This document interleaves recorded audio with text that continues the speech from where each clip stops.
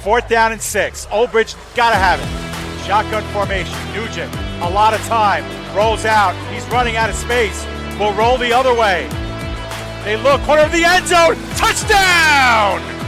Rowan heading for the touchpad with the lead. And the props will take the men's 400-yard freestyle relay. Andrews will be in shotgun. He takes the snap, fakes the handoff. He'll throw it down the left sideline. He's got a wide open receiver. He's got the touchdown.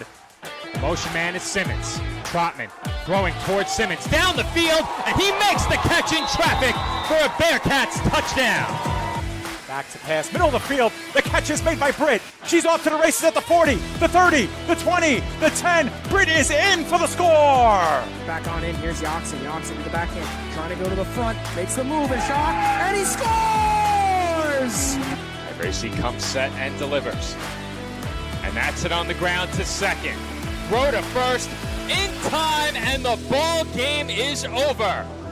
South Shore survives a late scare, and they are the 2024 New York State Little League Baseball champions.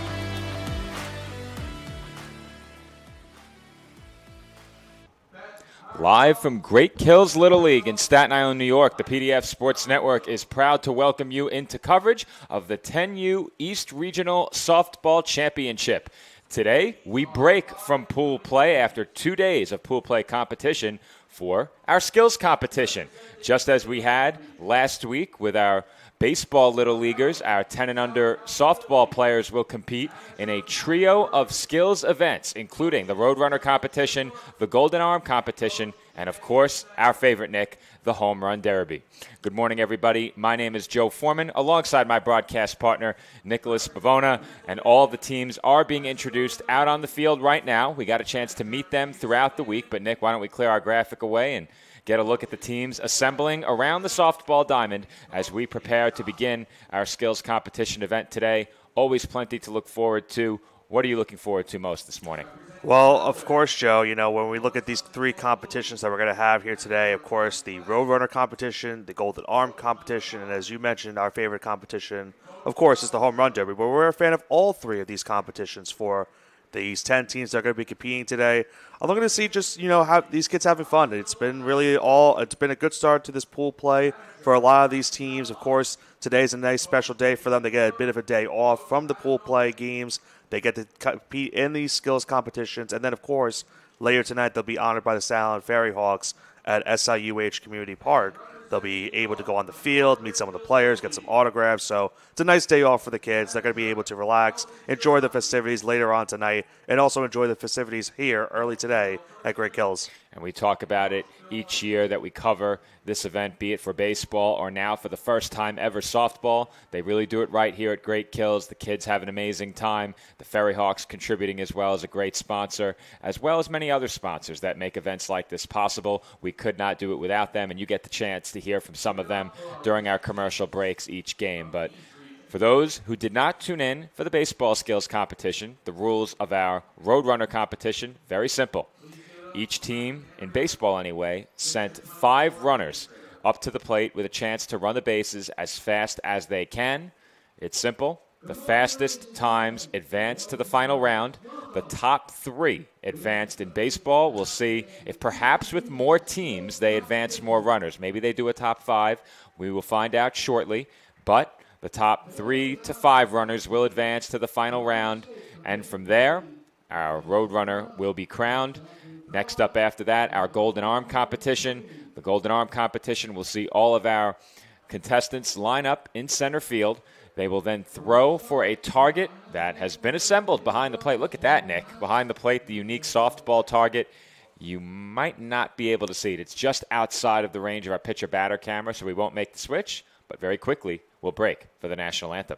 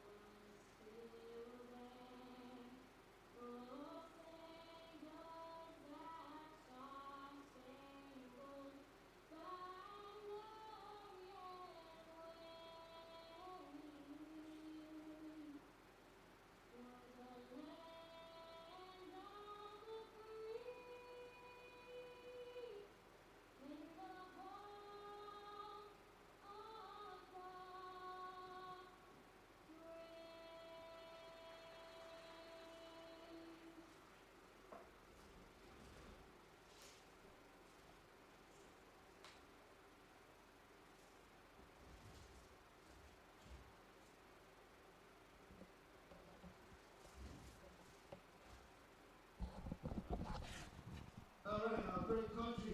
We should all be proud of our great country. It's the greatest in the world. We want to thank our military for going out and protecting us. Joe Foreman and Nicholas Bavona on the call for our 10U East Regional Softball Skills Competition. We're about set to get underway. The teams have been introduced. The national anthem has been played, but what we are going to do now is throw it down to public address and down to field level. We will have the rules of each competition explained, and then we will try and pick up how many finalists there will be for each of those competitions as well, and any other general information that is passed along from field level will be relayed to our audience via the PA system. So we'll step off headset right here and throw it down to Frank Cambria.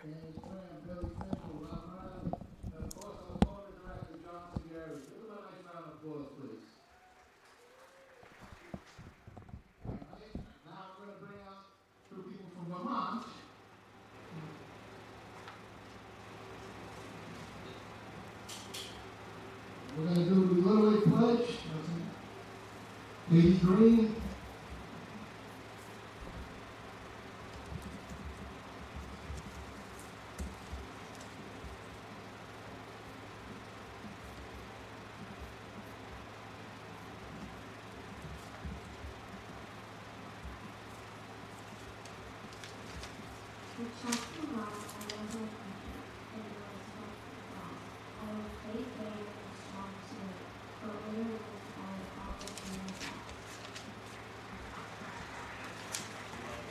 That was Katie Green. Thank you. Great job.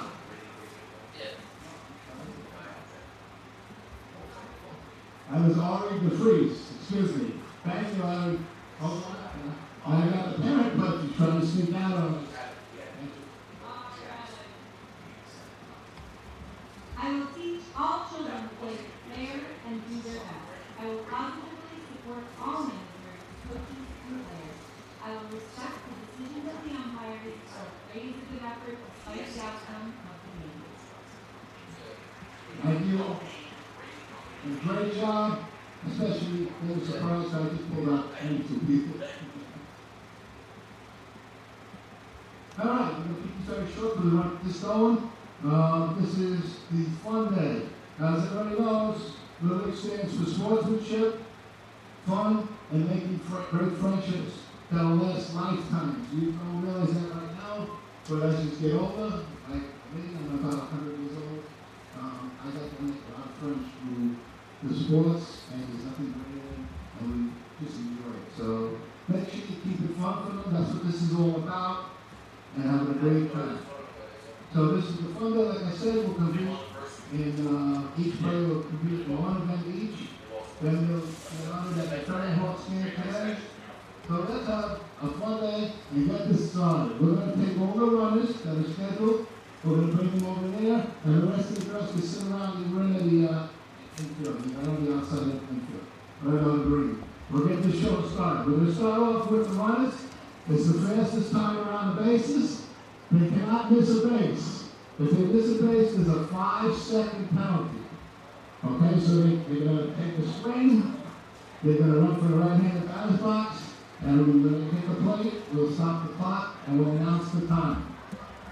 The 3 fastest runners, after everybody goes, will be picked for the finals, and then we'll hand the trophy to the winner, and I'll be the fastest person in all East region of 10 states.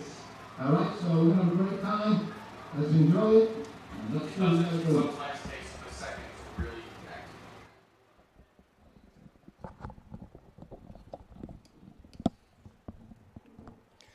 All right, we are back from Great Kills Little League, where they have just announced the start of our Roadrunner competition. And Nick, it looks like 5 runners from each team will get the opportunity to run the bases as fast as they can. The fastest time will be our Roadrunner competition winner. And Nick, of course, with the skills competition every year, we say it time and time again, a lot of bragging rights among these kids. And I think that if you can return, even if your team doesn't necessarily go all the way, but you can call yourself a winner of one of our 3 skills competitions, that's a pretty nice takeaway and a good moment for you as an individual. Of course, team success above all else. That being said, as a kid sometimes it feels pretty good to have that individual accolade. Yeah, it's, it's something that you can talk about in the next years and decades to come where you say, hey, listen, I won this award when I was playing in this East Regional Softball Championship tournament. And I was the fastest, or I had the best arm, or I hit the most home runs during this tournament, during the skills competition. So it is a lot of bragging rights for all these kids here today. Of course, 10 teams here over the week, Joe. And as you mentioned, 5 from each team will get to start this Roadrunner competition. We'll see which team goes first. What they did not announce is how many finalists there would be. That's true. Over at the baseball diamond, there were 3. And with 10 teams here, we are going to have 50 runners should every team be represented by 5 players. It appears that is the case. Now, we had an incredible time of 9.8 from Leo Carroll at the baseball diamond. Yes. With a smaller field, and based on what you've seen, how close can we get to that here? I think it's possible, Joe. I think it's very, very possible. We can see that number happen at some point. There are a lot of good runners on each one of these teams that we've seen so far over the week in this pool play competition. So I think there is a good shot that someone could match or maybe even break that time that we saw in the baseball Roadrunner competition. Should be a very interesting morning here at Great Kills and a lot of fun for these kids, which is the most important part of the equation. We're happy to be here on the PDF Sports Network. And there is plenty more to come in terms of game action. However, game action will not resume until tomorrow. So, Nick, while we await the start of the Roadrunner competition, let's look ahead very quickly. We have, of course, the teams heading to the Ferry Hawks game at approximately 1:30 p.m. today. But looking ahead to game action tomorrow, just 4 games on the slate, all right here on field number 2, the minor field. I think they call it the major minor field. Senior minor field. Senior minor field. There you go. And then we have the major field behind us over our left shoulder today. But all of the games tomorrow played right here. You and I will be on the call for all 4 of those together, and it's about time you and I reunite on the call. We've been split up for the last several days now since the championship. But at 9 a.m., Connecticut takes on Vermont. At 11:30, Rhode Island will take on Massachusetts. At 2 p.m., Maryland will face Pennsylvania. And finally at 4:30, New Jersey takes on Delaware. But, Nick, let's take a look back at how these teams have performed and take a look at some of the games we've covered. For you and I, our softball coverage began on Friday at 3 p.m. You had the Delaware-Pennsylvania game. I had the Vermont-New York game. I think one of the big storylines coming out of those games was the lightning delay. Yes. I know for me, being outside on the balcony overlooking the major field, seeing lightning bolts flashing through the skies, the game was played. No. A bit unusual. You don't see it very often. It took a few minutes to get the game delayed and get the players off the field, but once it did happen, we were stopped for about 45 minutes. At that time in my game, New York was trailing 1-0. Adriana Messina pitched incredibly well for them in that game, piled up the strikeouts, but she was on the short end entering that lightning delay. New York broke through in a big way to win that game 5-1. It was a 5-run inning in the 4th coming out of that lightning delay, and they took the win to improve to 1-0. You had, at the 3 o'clock hour, Delaware and Pennsylvania. Yeah, and Pennsylvania started off hot in that game, Joe. They put up 5 runs in the first inning. So before the lightning delay happened, it was already 5-0 Pennsylvania. Then we went into the delay. We saw then afterwards, Delaware did make some noise. They got it back to within 3 runs, had a chance to potentially keep this game going and make it a 1-run score with an extra base hit. They had second and third, were not able to bring home a run on that play, unfortunately. Pennsylvania got the 2 runs back, won the game 7-2. They start pool play 1-0, but it would not be the last time I would see Delaware. We'll talk about that in a little bit. Next up for me was a game that took place at 5:30 p.m. on Friday. That saw Maryland take on New Jersey, and in that game, it was good pitching for New Jersey. If memory serves, as I'm going strictly off of memory, the final in that game was 4-0. I'll have to go back and double-check that, but it was a well-pitched game for New Jersey in that one, and whenever you can get a shutout out of a pitcher, you have to be pleased with that. But, Nick, what was your second game? Well, we had Massachusetts and Maine over on this field, and early on in this game, Joe, Maine was showing – it was pretty much a pitcher's duel between the 2 teams. There was a little bit of some command issues for Massachusetts, for Mila Yu, and she got out of a couple of those jams. It was 3-2 Maine heading into the bottom of the 5th, and that's where the game broke open. Maine put up 9 runs in that 5th inning and walked it off via mercy rule. The big blow, of course, a bases clearing 3-run double.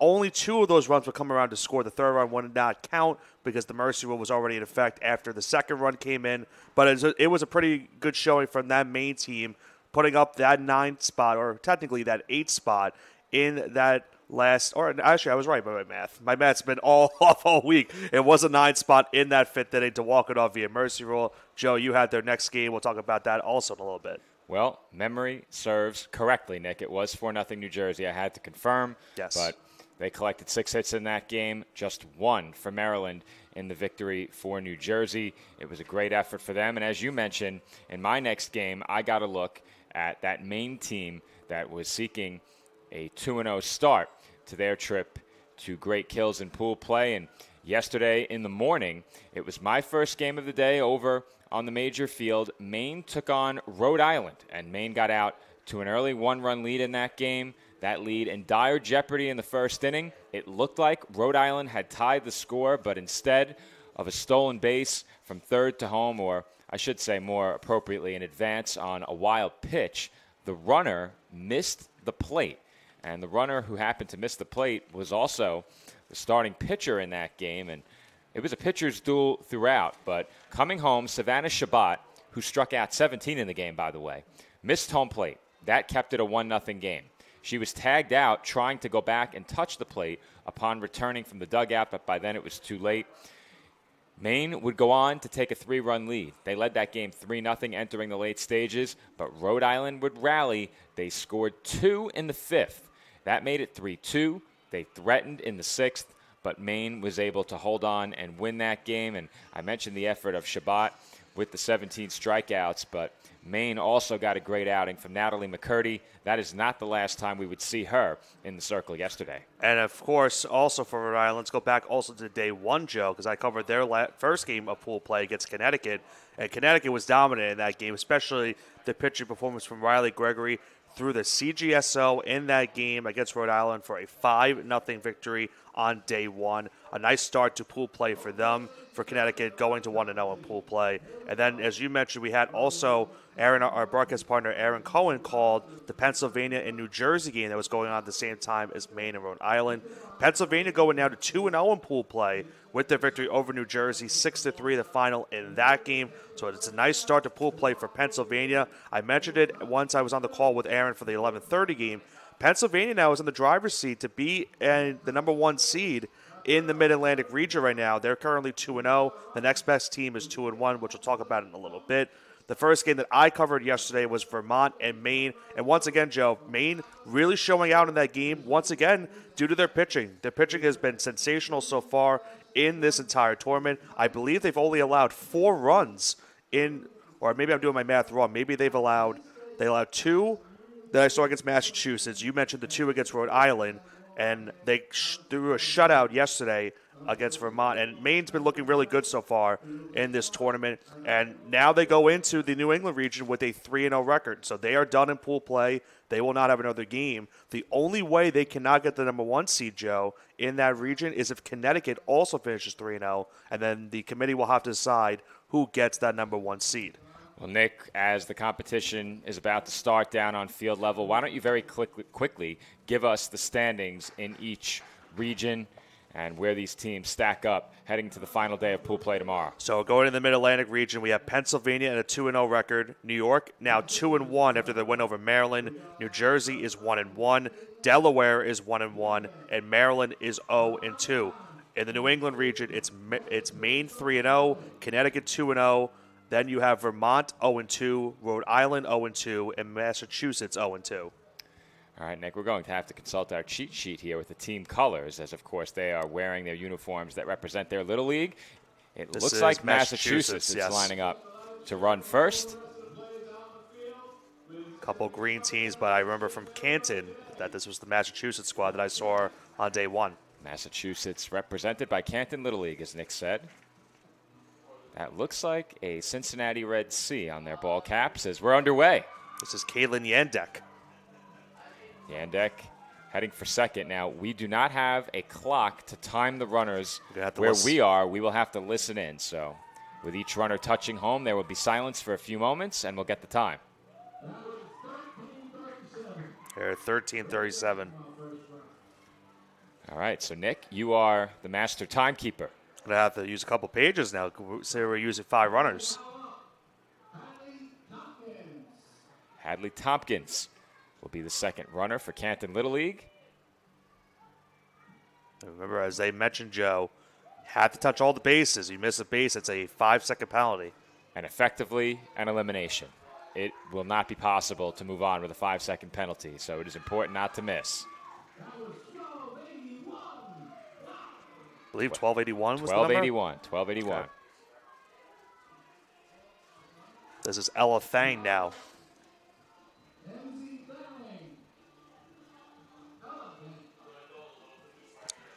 I had to double check for a second. They announced the wrong name. It was Ella Fang. I am right. Well, they had the wrong first name. Yes. What did they say? They said, I think they said a different player name. I don't think they said Elf. I don't think they said Thang was the last name either. I think they did. I didn't hear the first name correctly, but we will have her time. 13:58. I'll have to double check with you just to make sure I heard it right as well. This is Penny Stewart.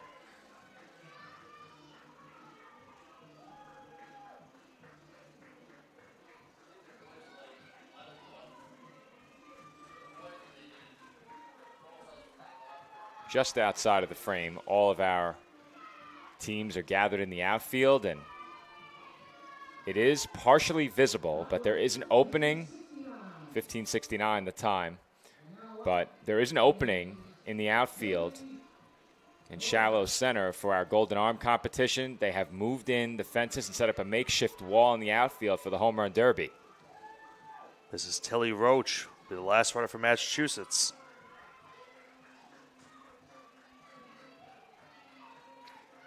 This is our first time covering this event, Nick, and through 5 runners, I would speculate a top 5 time to fall somewhere between, I'd say, 11.75 and 12.25. What do you think? I think so. I was also trying to listen out for the time. I think 15:68 is what I heard. Vermont's the next team. So right now, Hadley Tompkins has the time to be with 12:81. But I think that would be the time you're expecting to be the time to beat that you were mentioning before, Joe. That's just a guess on my part. I think baseball, I was right on the money. I believe you were right, yeah. For Vermont, this is Nora George.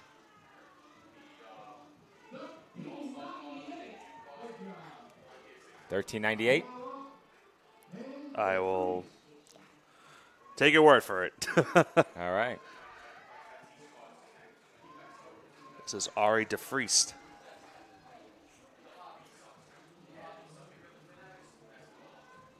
I think the time we have our eye on early in this competition, sub 12. Who will be the first to do it?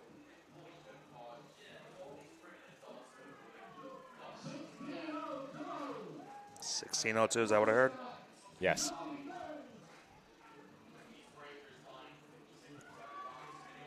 This is Zoe Demirs.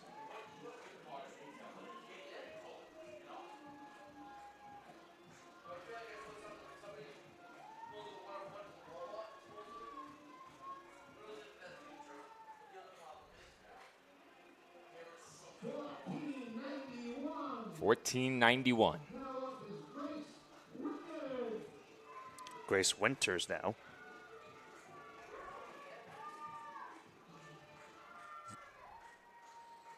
Vermont will have one more runner after this. Even if you don't win it all, to be able to go home and call yourself the fastest player on your team still means something. Yeah. Don't lose sight of that as well. 15.75. So that was it for Vermont. They had 4 runners, and that was it. It's going to be Maine now. Maine represented by Gorham Little League. We mentioned their stellar performance in pool play. This is Carly Piacatelli. And this looks like a good time, Nick. It does. This might be our sub 12. 12.99. 12.99. Tompkins still has the time to beat right now, but that could get Piacatelli into the final, whatever the number could be, final 3, final 5. I would anticipate final 5. Sub 12 is going to be tough, Nick. This is Lucy Coulthard. Yes, it will definitely be tough to beat, or just get to that number itself.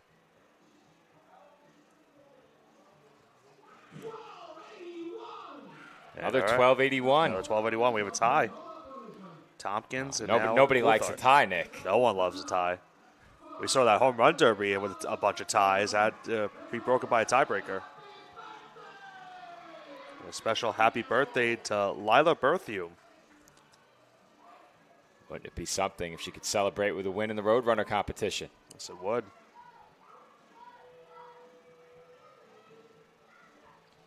And we mentioned it, Joe, this main team already done with pool play. They are 3-0, so they've played their 3 games. They now wait to see what their rank is. 1345. Riley Whitehead now.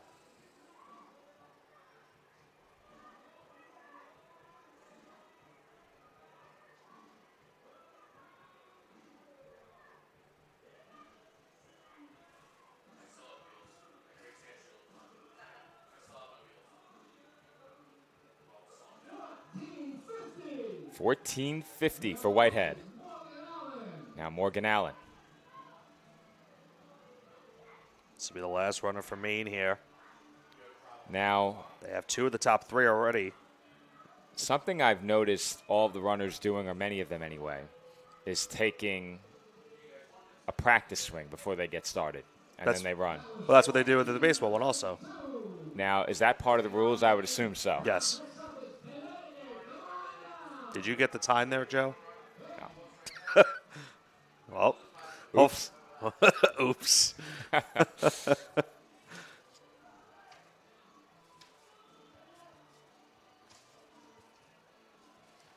Now, Joe, we have our next team up. This is Connecticut, who's off to a 2-0 start.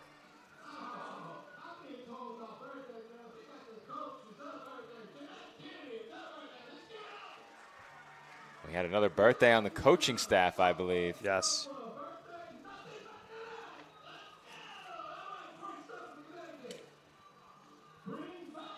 Bryn Fallon will be the first runner for Connecticut. They have one more game left in pool play, and as I mentioned, if they win that game, then they will be tied with Maine for a 3-0 record in pool play, and it'll be certainly tough to gauge as to what team they decide could be the number 1 seed.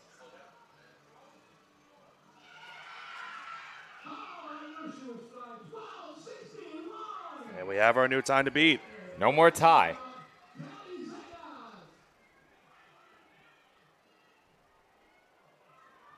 This is Callie Zayas.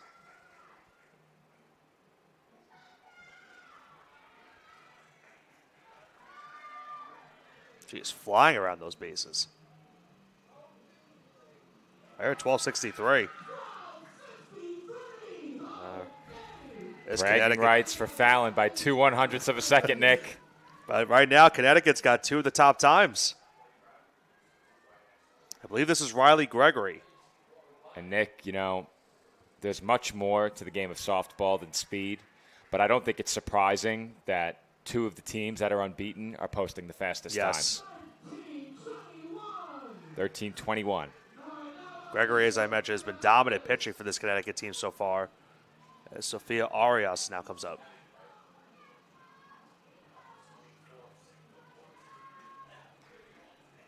Question still remains, Nick. Are we going to see a sub 12?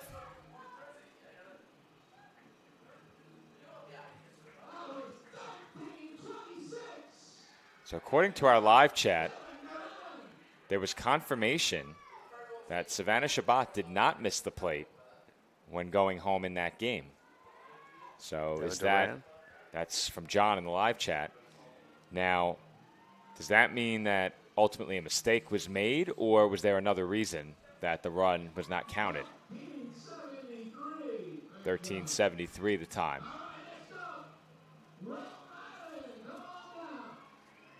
Rhode Island will be the next team.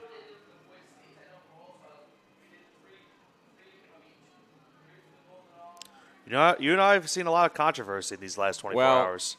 We won't get into it much, but Yeah. Nick and I were on double duty yesterday. Immediately after we wrapped up here at Great Kills, we covered the American Arena League 2 Championship. That is arena football for those who aren't familiar, and that game was surrounded in controversy as well.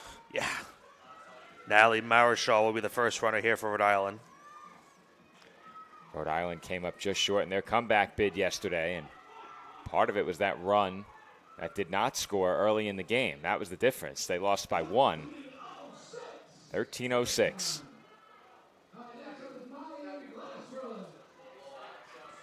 Maya Glassford was announced.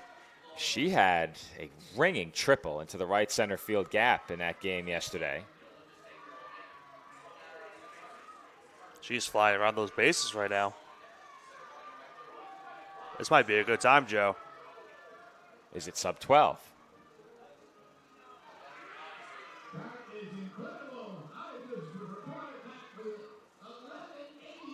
There it is, Nick. 11:89. I said it looked good. Looks of disbelief from some of the other players. I saw some players gasping. They could not believe. Yeah. There it is. Our first sub 12, Maya Glassford. Isabella Scaramuzza now up. Not easy to top that one.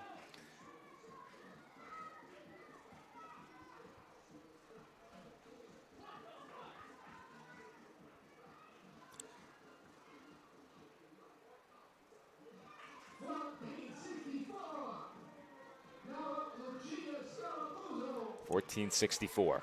Lucia Scaramuzza now.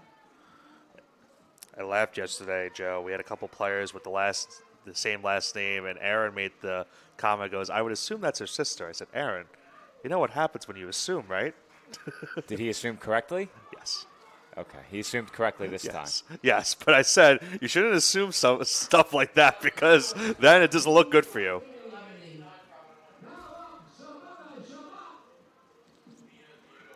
Comes to Shabbat, Joe. We talked about her earlier. I'm curious to know why her run was waved off now, if they confirmed she touched the plate. I'm not sure. Such an odd play. I don't know if you went back and saw it. 13:50 her time here.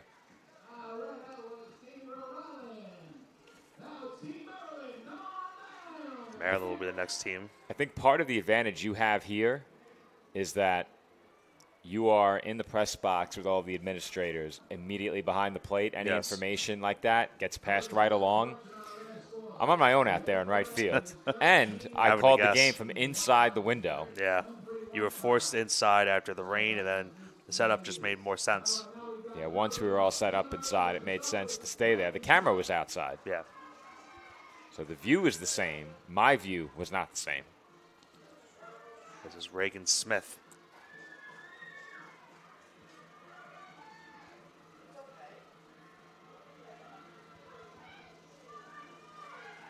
This looks to be a pretty good time. It looks like it.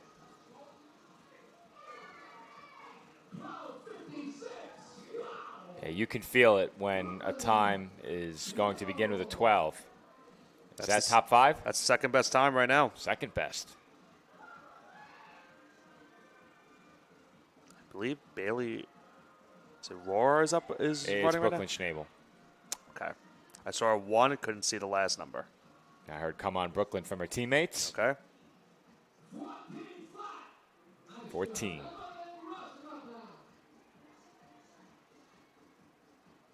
Evelyn Russ now.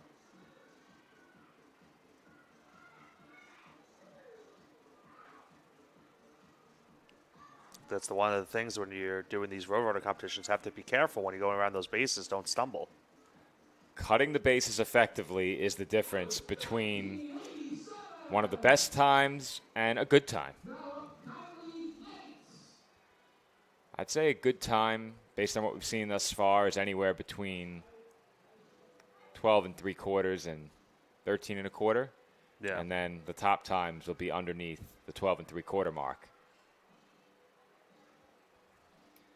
After Maryland, I believe we have 4 teams left. We have Pennsylvania, New York, New Jersey, and Delaware. Now, I wonder if they drew randomly for the order, if it was random.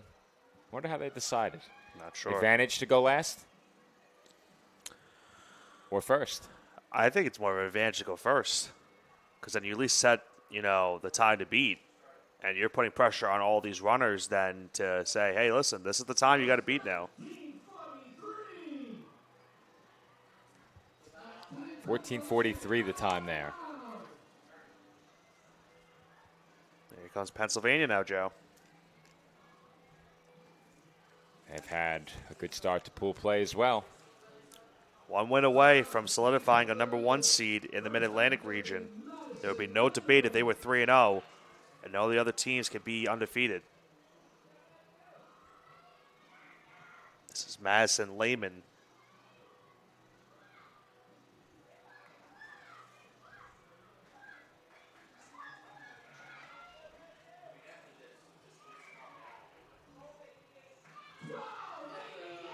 $12.88.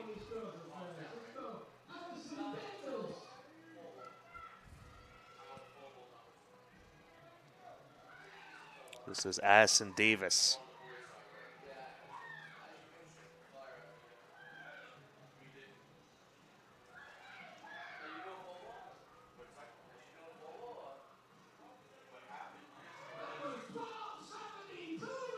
$12.72. Is that just outside the top 5, Nick, or in? I believe that is just into the top 5. Yep. This is 32, Joe? Yes. Delaney Schilling? Correct. I heard 12:13. Wow. Oh, that's the second best time now. Well, Nick.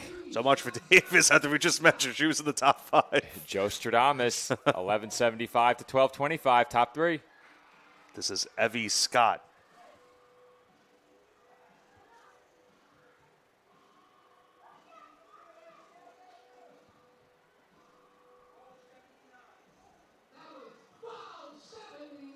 All 4 times under 13 seconds right now.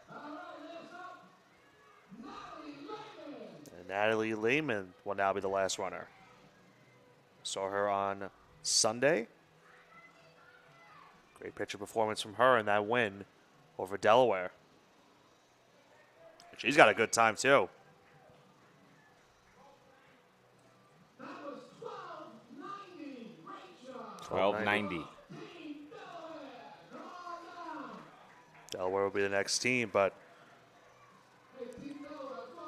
Pennsylvania will at least have 1 player in to either the top 5 or top 3, depending on what the finalist number will be.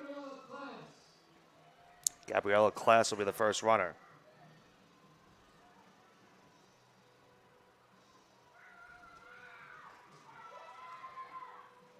No jersey on this one, though. Better listen closely. I'm trying to see if Delaware... That might be the case for Delaware, because look out in center field, Joe. They do not have any jerseys on. That was 15.29. 15.29. Spencer Breeding now.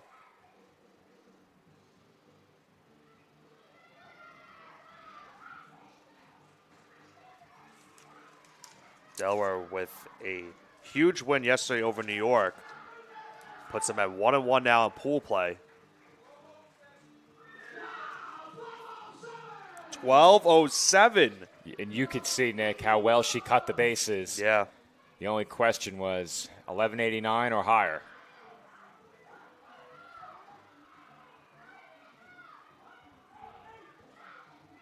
This might be Mila Feathers, I believe. That looked like a good time, too. 11.95.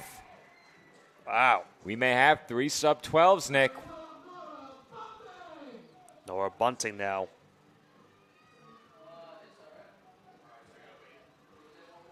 Oh, of course, we'll make sure that was Feathers. It was either, I think that was Feathers. It was. Though. It was. assuming I heard correctly. Okay. That was 15 flat. Scarlet West now.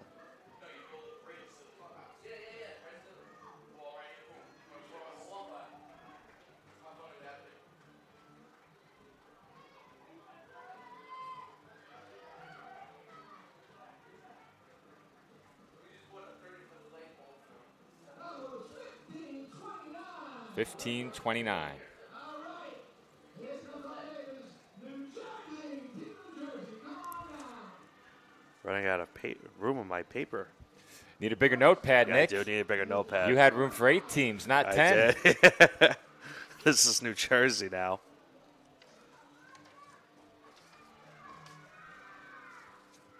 Amy Rao. Oh, Anya Rao, excuse Anya me. Rao. I'm trying to look across the room there.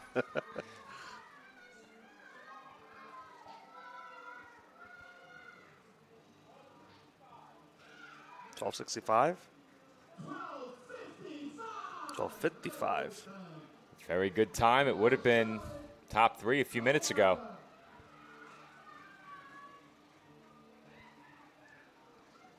Charlotte Kohlmeyer.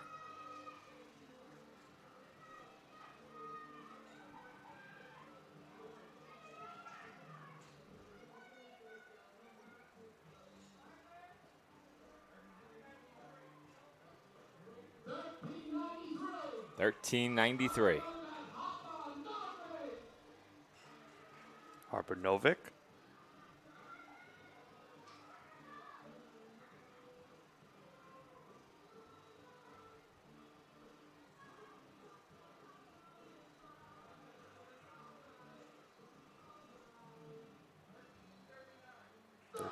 $13.39.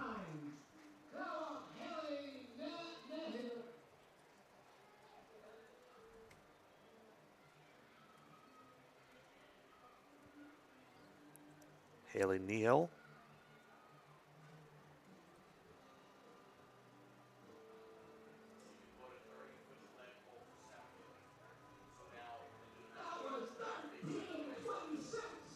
$13.26.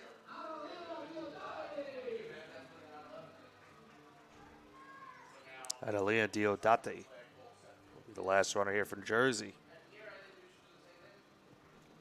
And we're down to 2 teams after this, correct? Yes.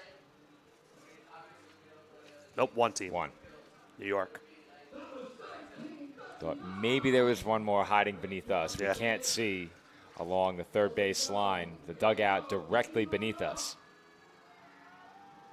Oh, here comes Great Kills. They're representing New York.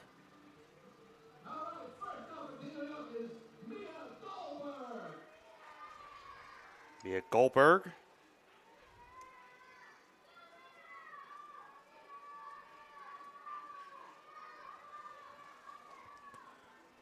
New York had 2 of their games yesterday, Joe. They're done in pool play as well.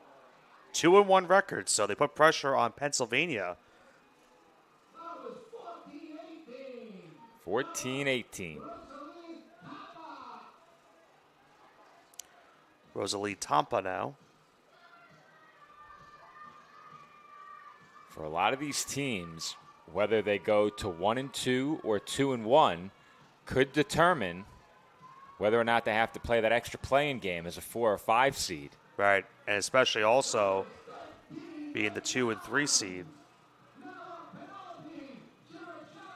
In an ideal world, you'd like to be top 3. Penelope Chiricella.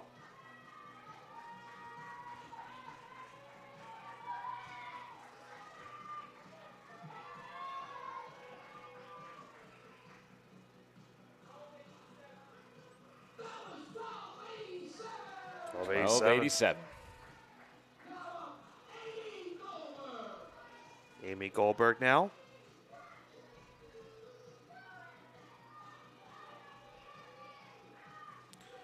I think it's more bragging rights on the family if you get the higher, the faster time too. I think so. I think so.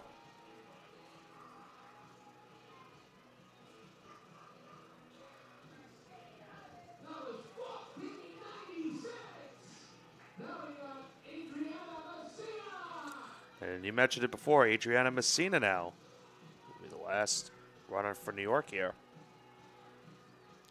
Very close last name to a former New York Yankee pitcher. Well, she was pitching like Yeah. prime Mike Messina when I covered her game. She was doing it again here yesterday, too, as well, when I covered her game. $13.99. So now the question, Joe, is how many finalists do we have? Let's listen in. We'll go off headset for a few moments, and they will let us know over public address. We'll be right back.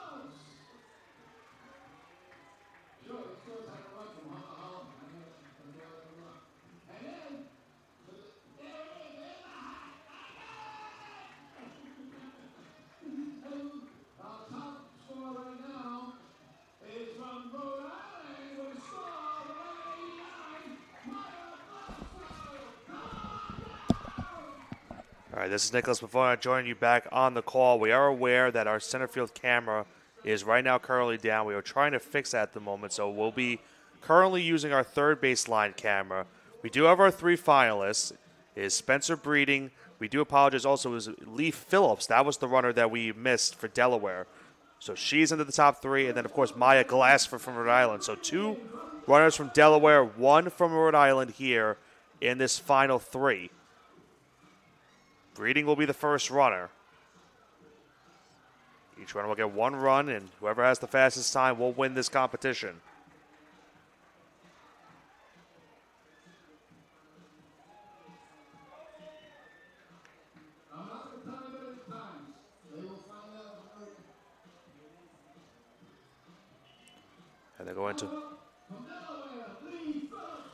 And they're going to wait towards the end to tell the times for each runner. So we will have to wait towards the end to see who wins this competition.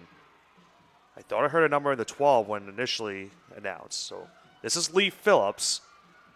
All right, 11.95 her first time.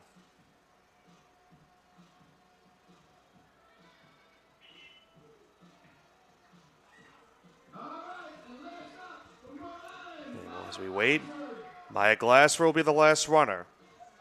She had the fastest time in the preliminary.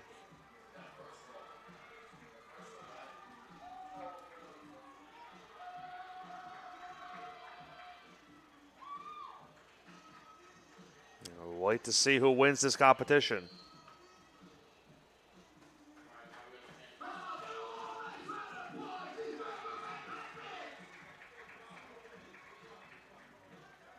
They were so great, these three finalists, that they're all within points of each other. It's incredible how fast these three girls are. These are three fastest in the region. That's stateside.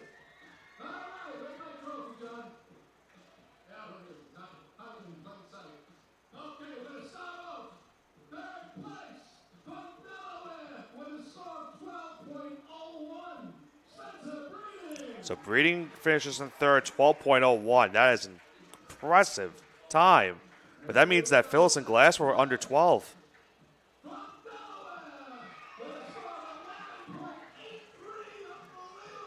Lee Phillips gets 11.83.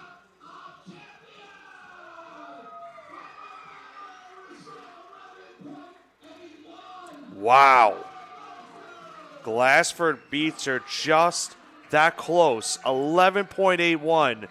Maya Glassford from Rhode Island wins the Roadrunner competition. Phillips and Breeding also with incredible times.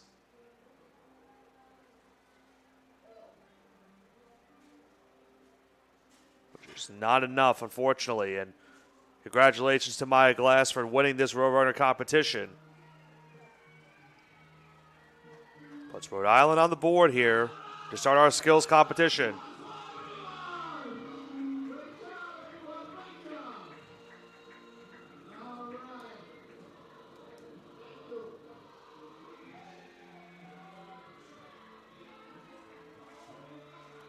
Glassford's going to go over into left field and celebrate with her teammates, and it's a nice showing right there. And, of course, for the Delaware players, something to be ashamed of as well. That's incredible times from all of these young, fine athletes. As we mentioned, the next competition will be the Golden Arm competition. Now, again, folks, we are hoping to have our cameras fixed out in center field. My broadcast partner, Joe Foreman, is out there right now, hoping to fix it by the time this competition starts. If not, we'll have to use just this wide shot for the time being. It does have a little bit of center field going into home plate, so it might be fine for now. Not sure exactly what happened to the camera out in center. I won't speculate on what went down out there. But for now, we'll stay here on the wide shot in the third base line. Now, for those that don't know from the competition from the New York State Little League Baseball Tournament, for the Golden Arm competition, each player from each team, depending on how many players they allow, will have 3 throws. If it's a direct hit from the outfield towards that backstop, as you see on your screen, that screen right on home plate, that's a 3-pointer. If it bounces on the field and then hits the screen, that will count for 1 point. If it misses the target, either on a direct throw or on a bounce, no points will be awarded. You've seen some great throws.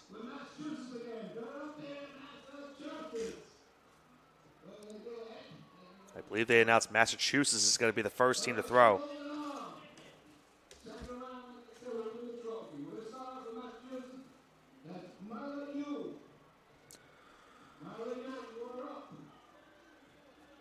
So we Mila Yu.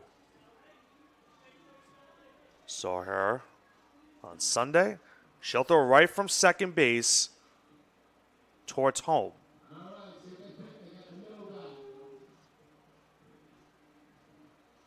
Here comes our first throw. Takes a bounce. Just misses the target.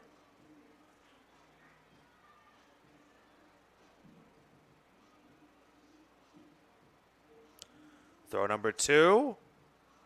Just a little bit off again. Here comes our last throw.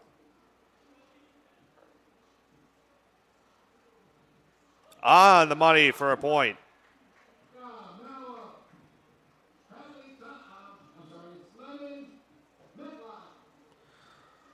Let him Metlock now.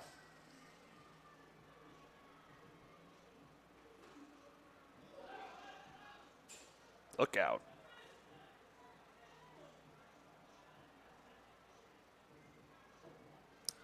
Sometimes you do see those throws happen. Here's throw number 2. So it looks like 4 players from each team are going to be in this competition. And that's it for Metlock.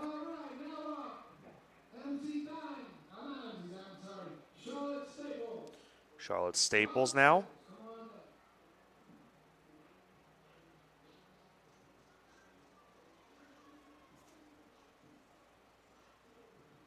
Staples' first throw off towards the right.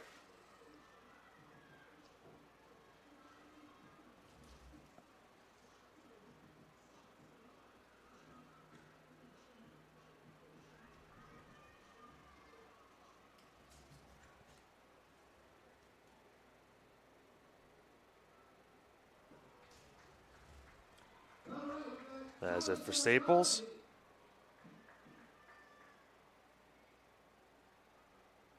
Try to see if we can get that number out there. I believe that's Callista Doherty.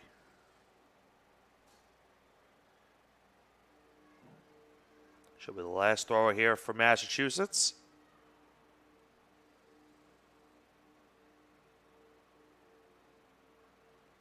I believe she has one more throw left.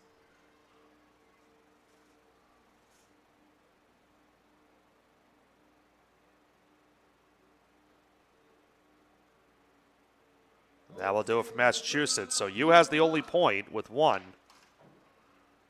First up is Lily Roadrunner.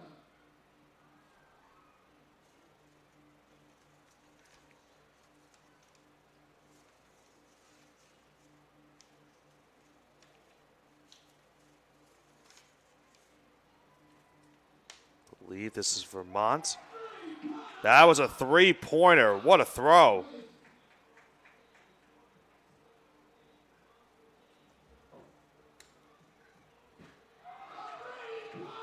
Wow. 2 in a row. Okay, make it 3 in a row. Oh, my goodness. A 9.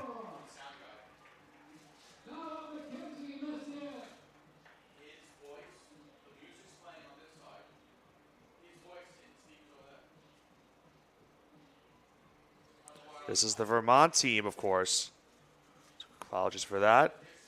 Trying to get our rosters fixed as we're also still monitoring our camera issues.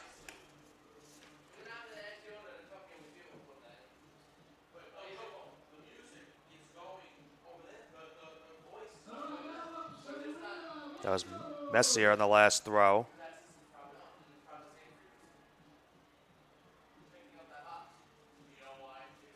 First throw here off the target.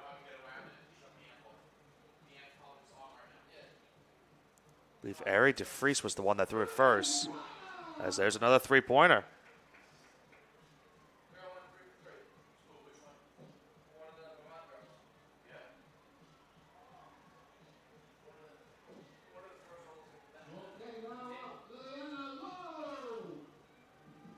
Liliana Lowe now. Ooh, that was Vanderbush that got the 3-pointer.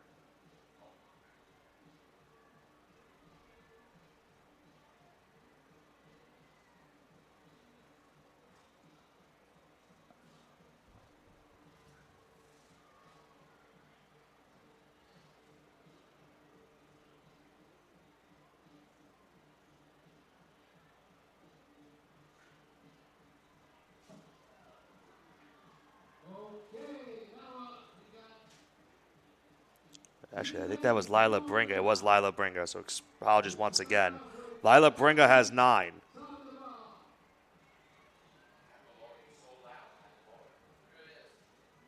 This is Maine.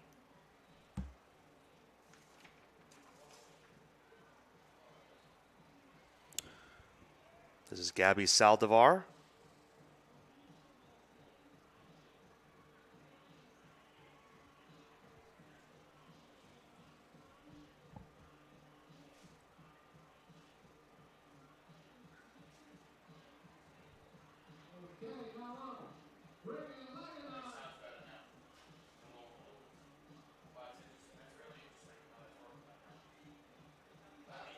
I believe they announced Reagan Gagnon, and that is indeed the case.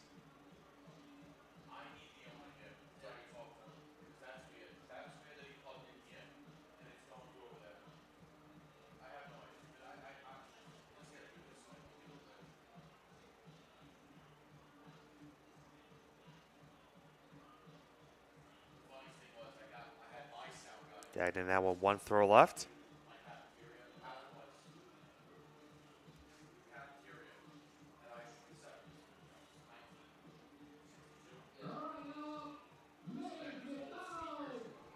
Maeve McDonald.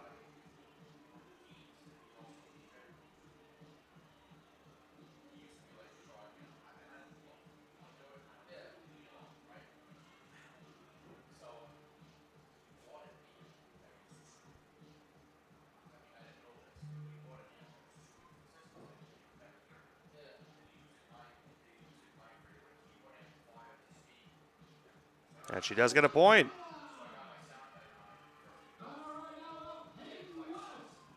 Hayden West now. Last thrower for Maine.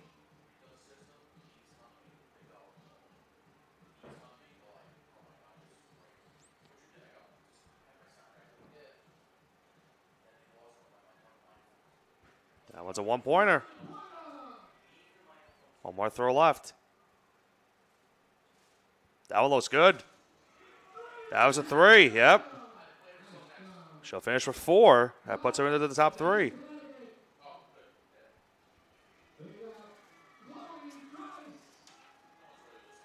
Chloe Trice was just announced.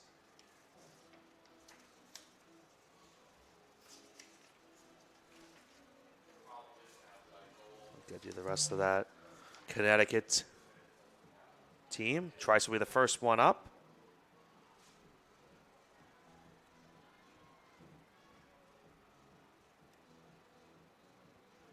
There's a one-pointer. One more throw left. That was a three-pointer. Puts her at 4. Into the top. Now into the top 3. Emily's Villa Alacia.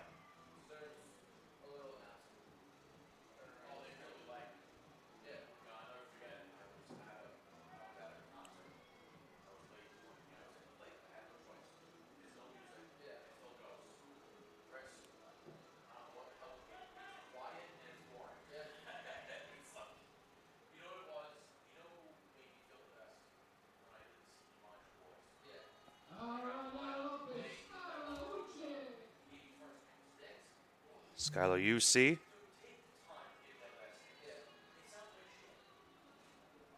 That one on the money. How about that throw right there?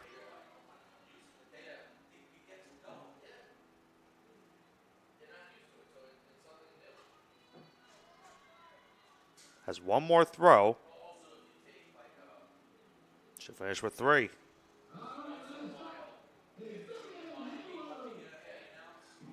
Vivian Hayward will be the last thrower.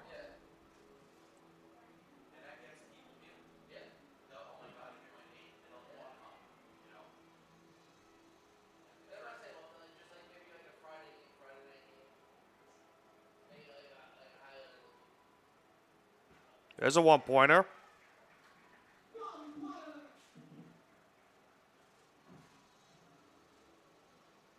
That was our last throw. That'll do it for Connecticut.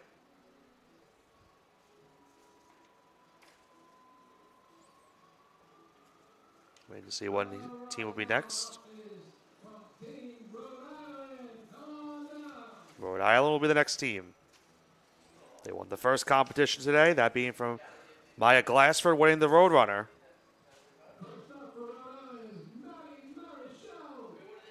Matty Marshall.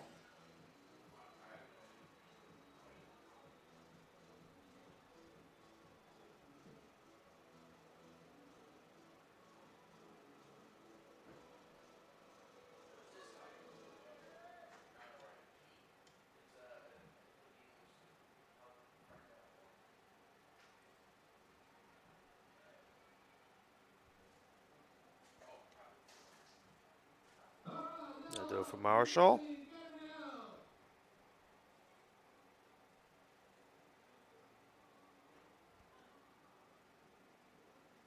Did they announce Millie Gobeil? Let's see.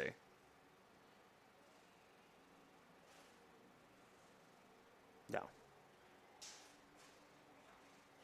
Or maybe they did. I saw a 9 at the end, and there's a point.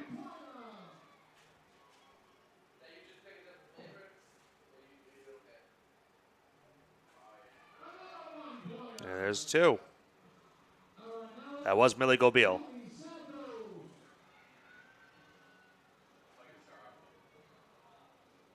I believe Colby Santos is who they just announced.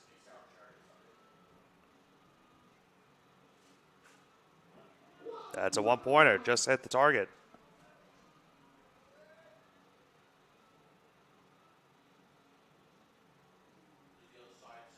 Second throw. There's another 1-pointer.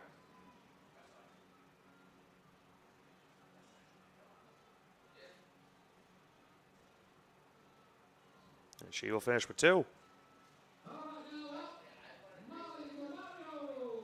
Molly DeMario now.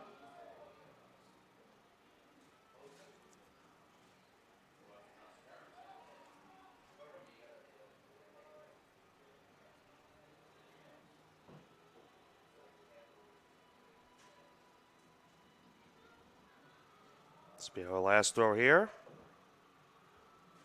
We'll do it. That does it for Team Rhode Island.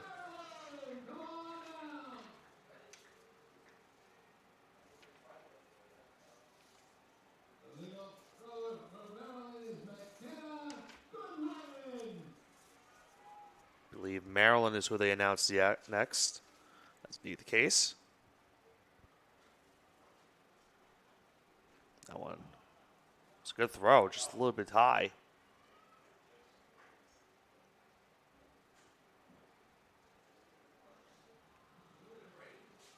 Again, right there by the target. Not bad throws. Start.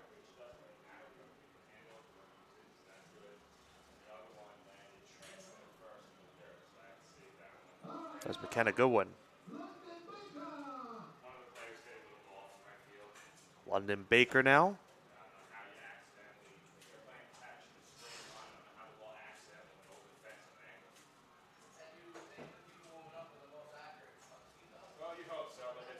That's a 1-pointer. The last throw here. She'll finish with 1.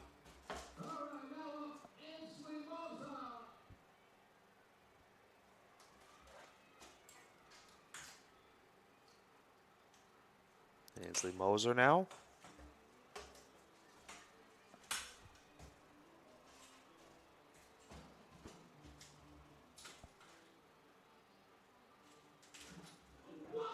That was a 1-pointer right there. One more throw to go. That one looks good. Just missed.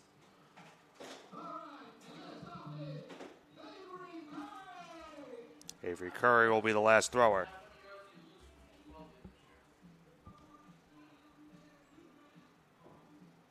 After this will be 4 more teams left.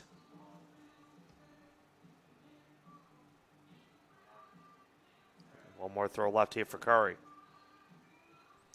You need 4 points right now to get into the final 3. But that's an impressive throw nonetheless there for Curry. That's a 3-pointer. Team Pennsylvania now will come up.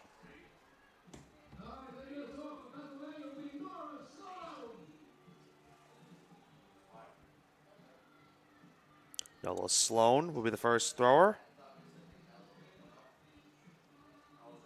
That's a 3-pointer.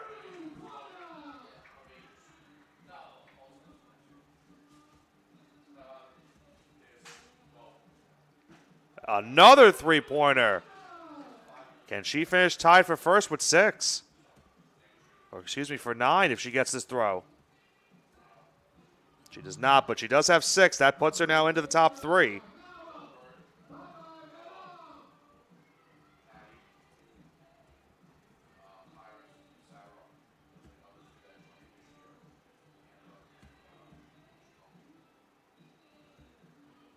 That one on the money.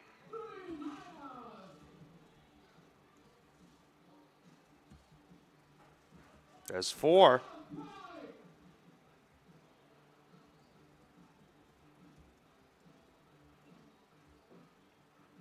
And another one-pointer. 5 points. Piper Gogenauer. Can be mocked now.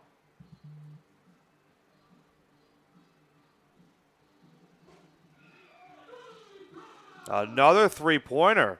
This Pennsylvania team, very impressive so far. There's another one. Any type of score here puts her into the top 3. Just missed. She'll finish with 4.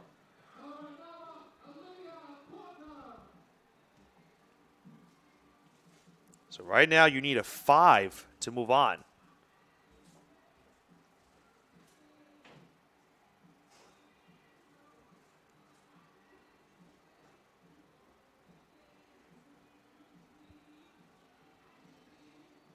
Olivia Porter will be the last thrower for Pennsylvania.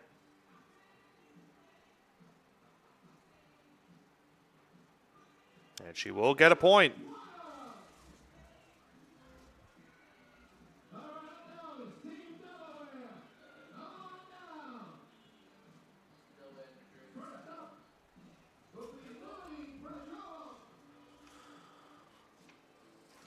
This will be Delaware Lily Brazier now.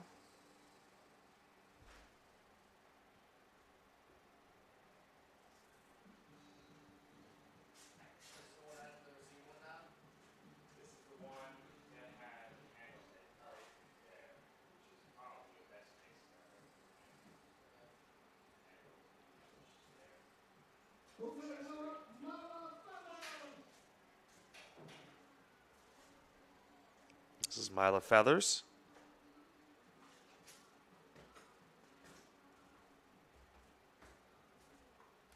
Eye arcing throw, but just misses.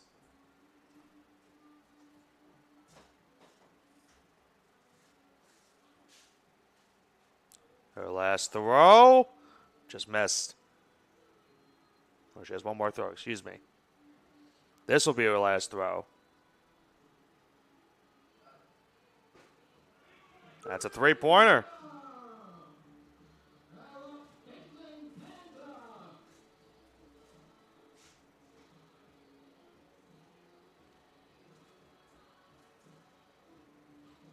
Kate Panzer.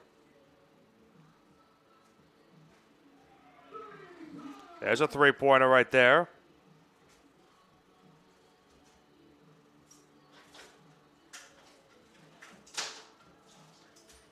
Has one more throw.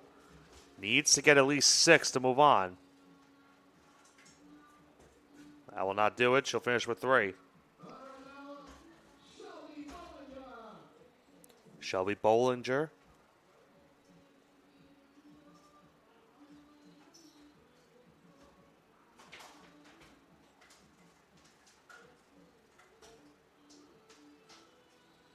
As a reminder, you need 5 points to move into the top 3 conversation. That's a one-pointer. That'll be it for Bollinger. New Jersey will be the next team.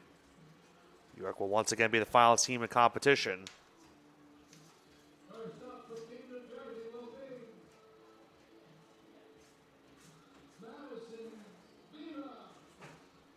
Madison Beaver will be the first thrower.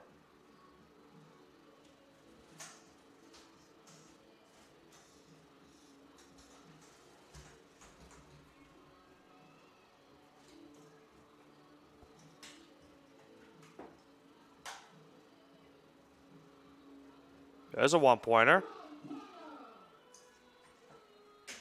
One more throw here for Beaver. Should finish with one.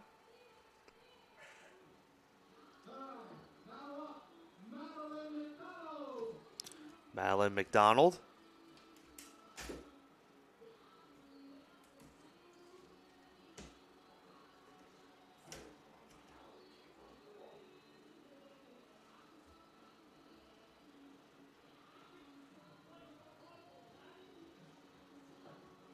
One last throw here for McDonald. That will do it for her.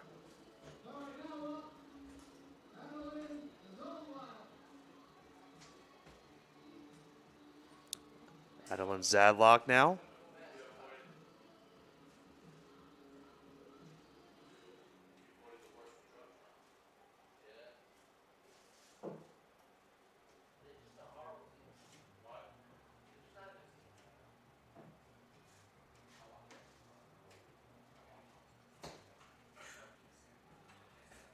That'll do it for Zadlock.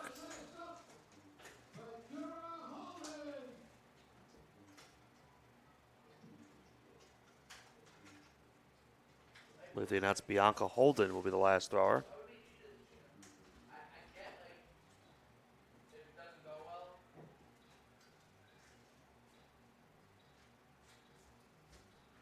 That's a one-pointer.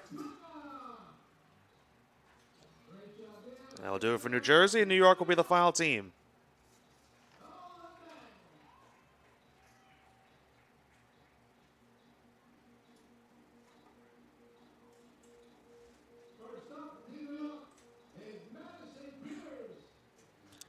Madison Pyrus now.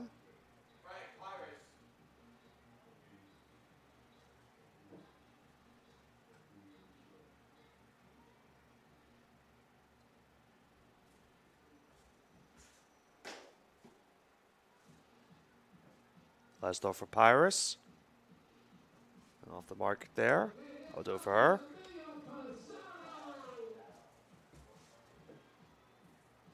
This will be Amelia Passaro.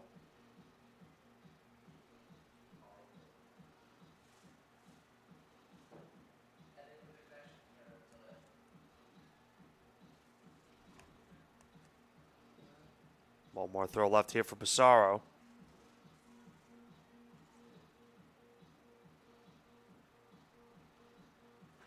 That's a one-pointer.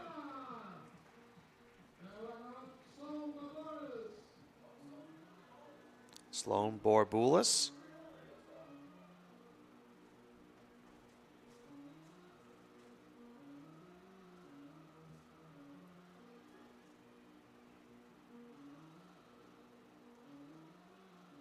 There's a one-pointer.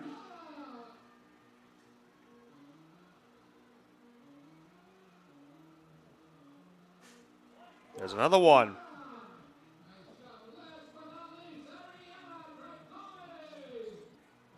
Ariana Tricomi will be the last thrower.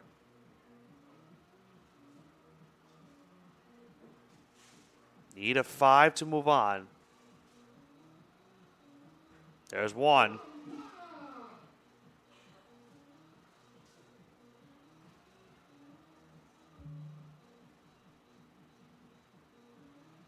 And we will have our 3 finalists.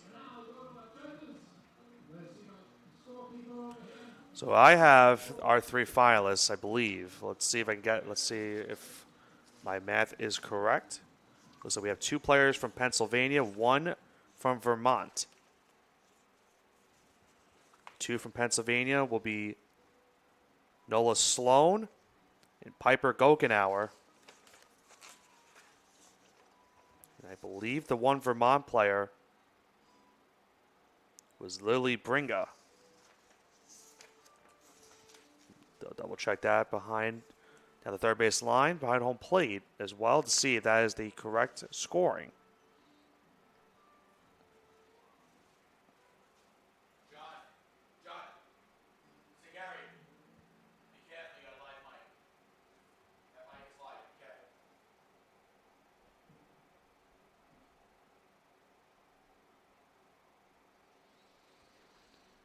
Once they get our three finalists, those three finalists will have 3 more throws. See who is our golden arm.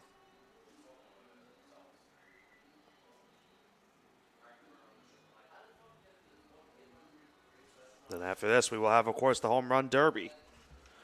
Now, for those that don't know, unfortunately, our center field cameras were knocked down due to a softball out there in center. So, unfortunately, for the rest of this stream, we will not have our outfield cam. We will have to use this third base camera. So, we do apologize for that inconvenience. We hope to have it fixed for tomorrow when we go back to pool play here.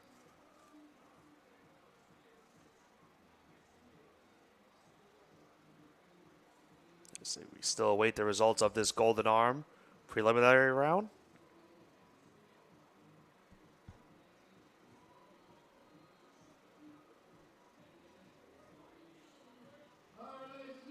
There we go.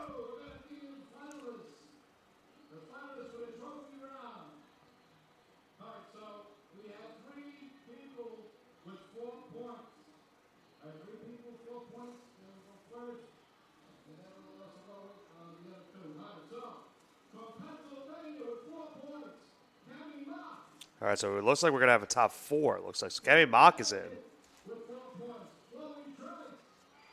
That means Chloe Trice is also in. That means Hayden West is also in.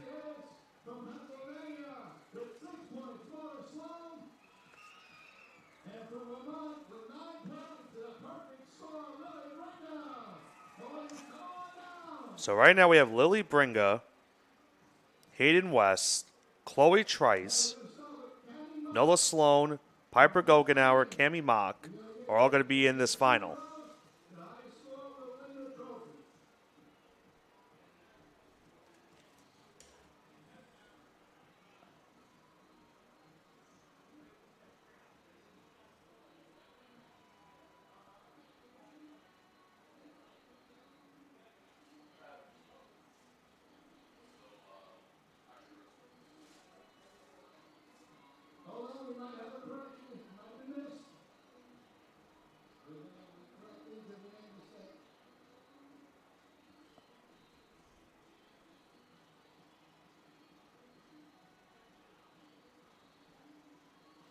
I think they might be rechecking their scores real quick. I thought Piper Gogenauer had 5.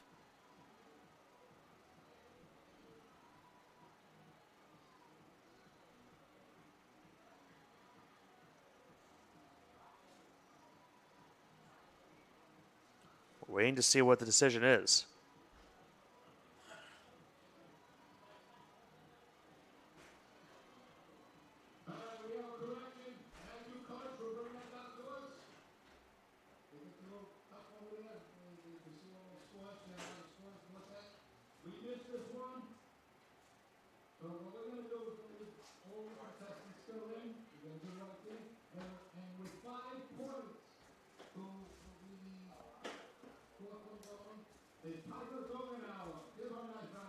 So Piper Gogenauer did get 5.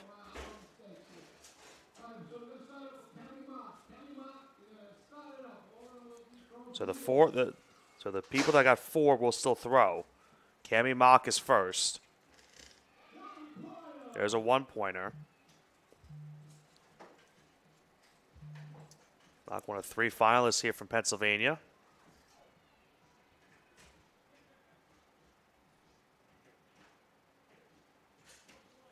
She will finish with 2. As the score to beat so far. Chloe Trice now from Connecticut. At 4 in the preliminary. Off the target on that one. Currently need 2. 3-pointer would move you on.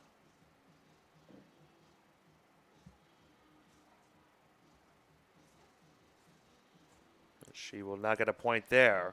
Good effort right there by Trice. Hayden West from Maine now with 4 in the preliminary.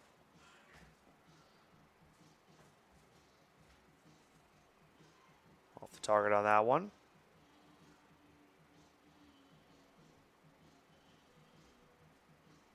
Again, just need 2. Now we'll need a 3 here to move on.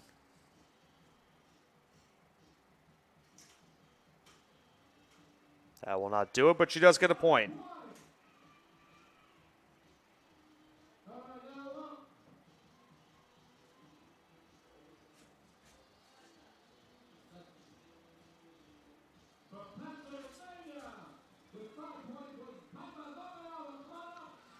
Piper Gogenauer now. There's a 1-pointer. Need 2. That one looks good as well. There's 2. Gets 1 more point. We'll move on. We'll have the score to beat. Here's her last throw. Good one. That's a 3, and that's a 5 for Gogenauer once again. Tough score to beat right there.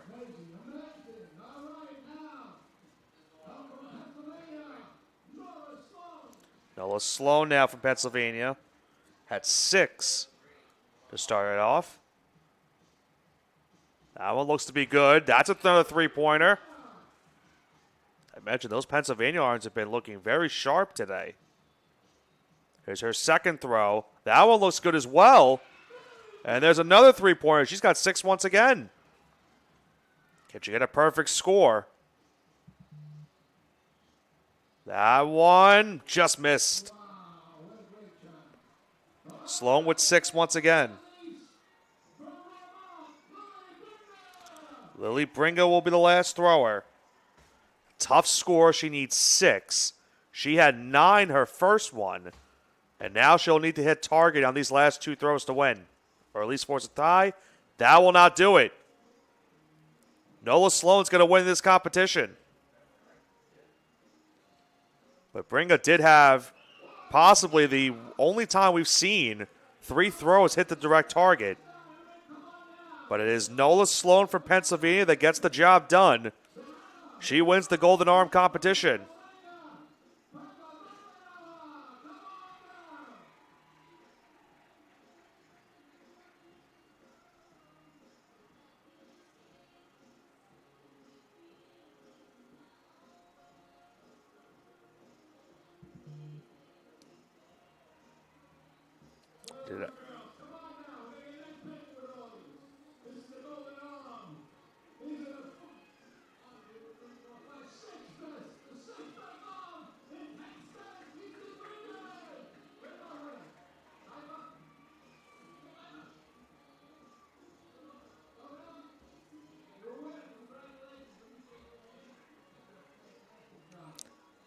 I thought Nola Sloan won. They're saying Gogenauer won.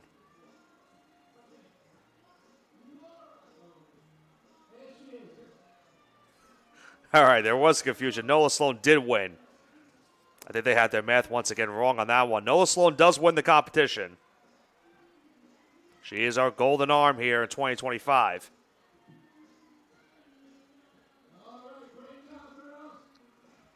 Just outlasts her teammate. And our last competition, of course, will be the Home Run Derby.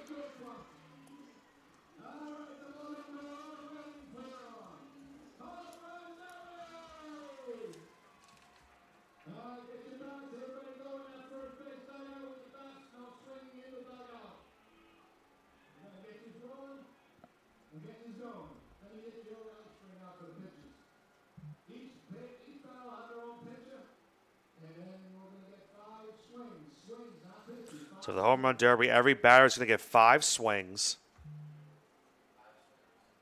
We'll have to see how many batters per team will go up to the plate. For the baseball tournament, we had 3 per team.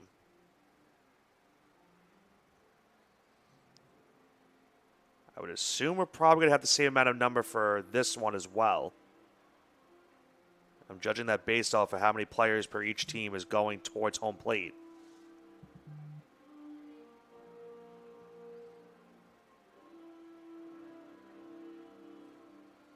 Of course, every batter gets to pick their own pitcher that they want to throw them a potential home run ball, potentially win this competition.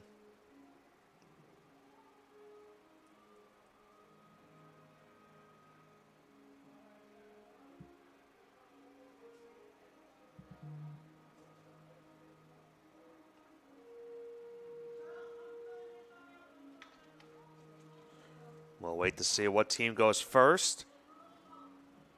Everyone will go to the first base dugout and weigh in there.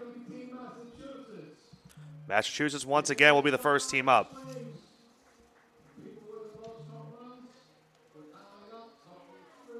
We'll wait to see who the first batter for this Massachusetts team will be in this home run derby.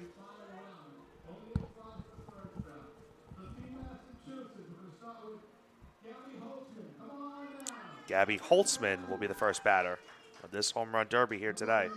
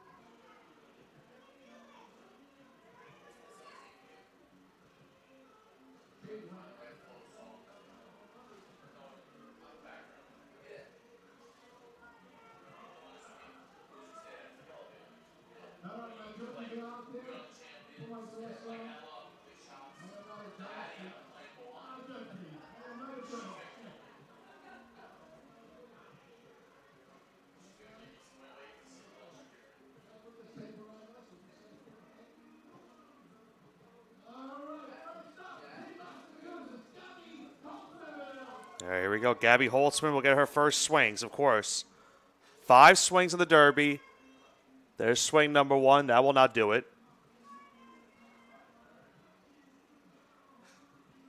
There's swing number 2.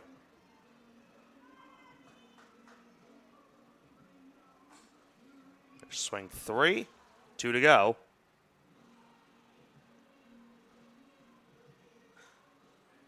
She has 1 more left.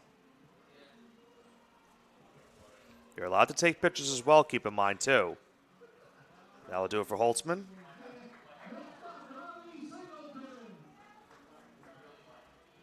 Riley Singleton now.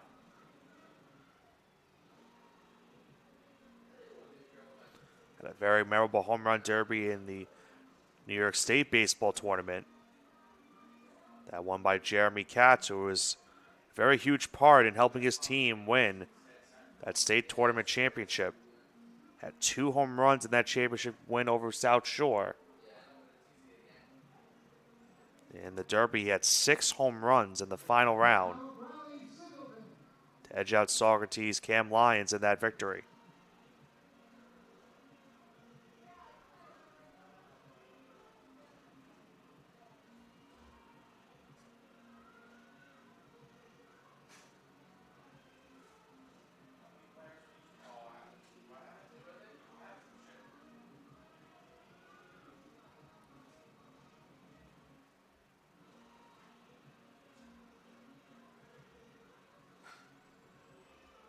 I believe 2 swings left here for Singleton. That one into left. That one is a home run. First of the day right there. That's got a shot too. Just misses. Singleton does have our first homer of the day, though.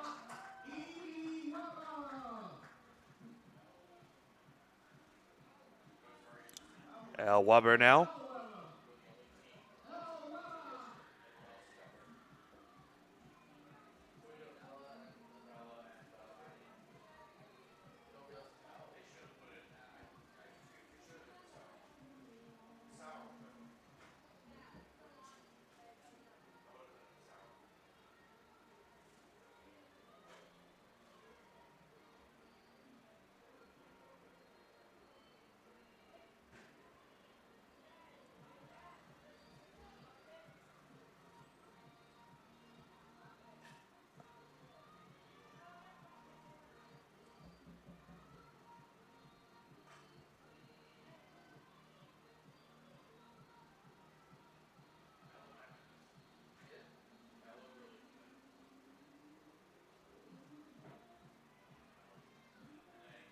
I believe Weber has one more swing here.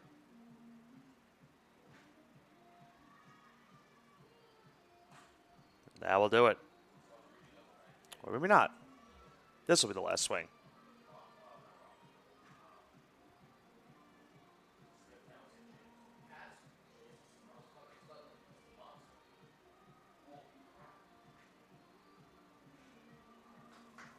And that'll do it for Weber. All right, now, Team Vermont, we start off with Lexi Brenda.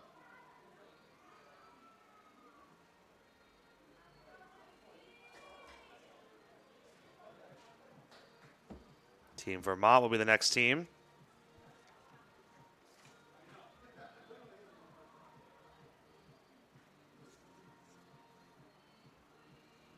I believe Eric DeFries will be the first batter. Double checking real quick.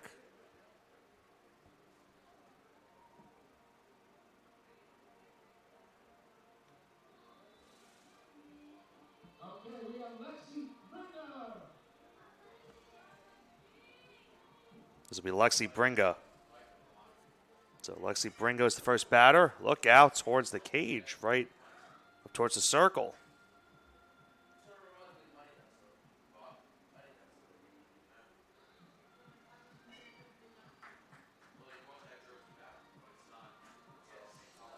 Has 3 swings left.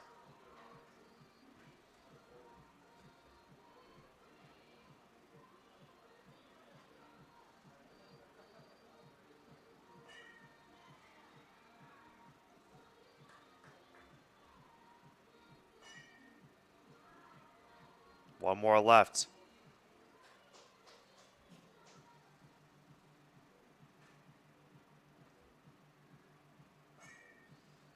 That one will just miss, and that will do it.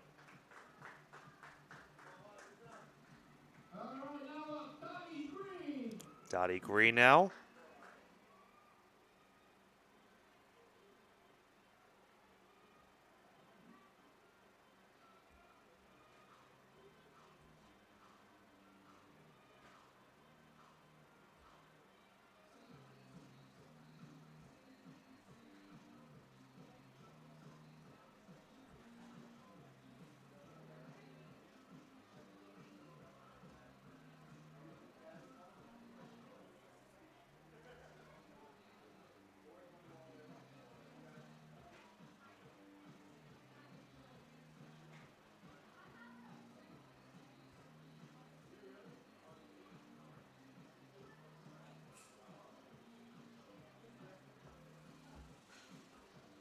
Here's swing number 1 for Green.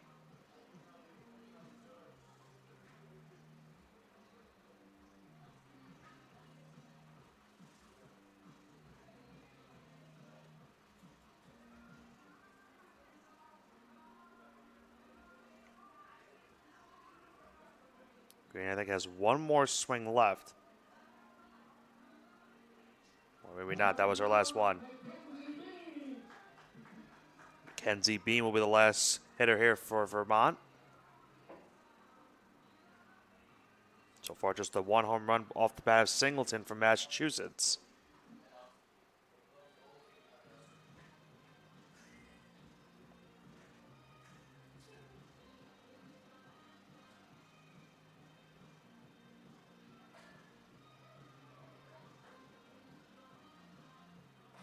That one's got a shot. Into left, does that say fair? It just missed. Missed by inches on that one.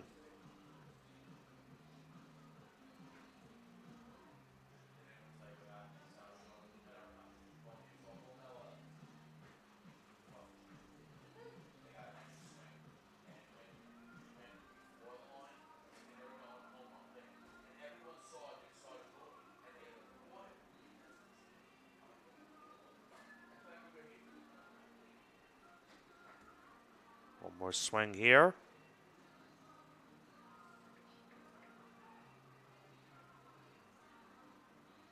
And that will do it. Bean was very close to getting herself on the board.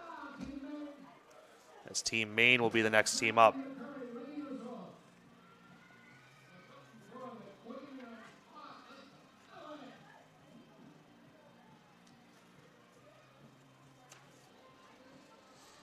First batter is going to be Natalie McCurdy. Had a sensational performance yesterday pitching.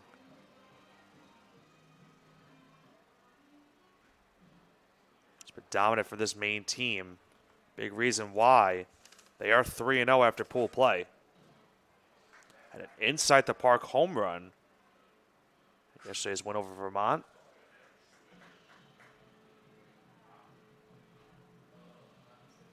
Has 2 swings left. That one drilled but misses. 1 swing to go. That'll do it for McCurdy.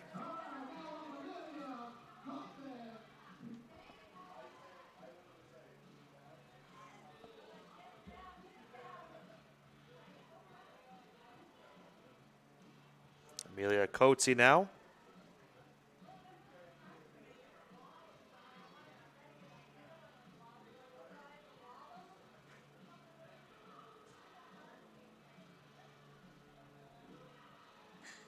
That one, deep in the left. That's gone. Coatsy gets a home run right there.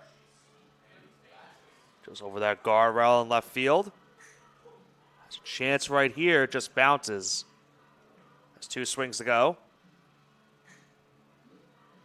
Now making 1 left here. That'll do it for Coatsy, but does have 1. So she's into the top 3 so far.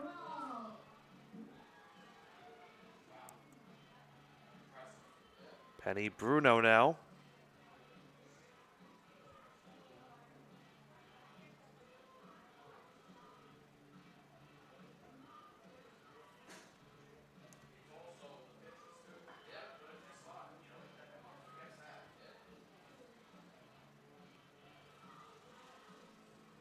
Nice batter for Maine. Drill left, but foul.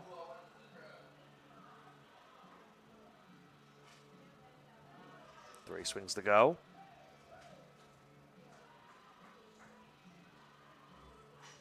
That one's got a chance. That one's gone.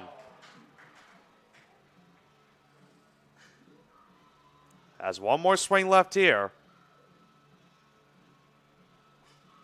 Does that have enough air on it? Does not. She'll finish with 1. So 2 Maine players with 1 home run.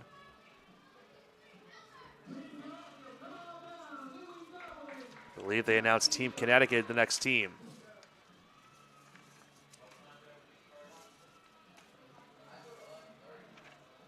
That is indeed the case. It is Team Connecticut. And we have our first lefty hitter of the day. Haley Hoggett.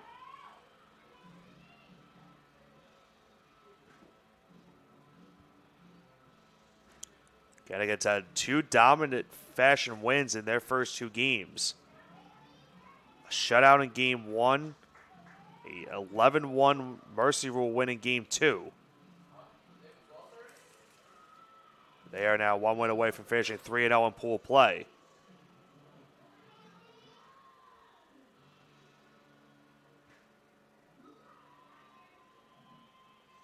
Two swings to go.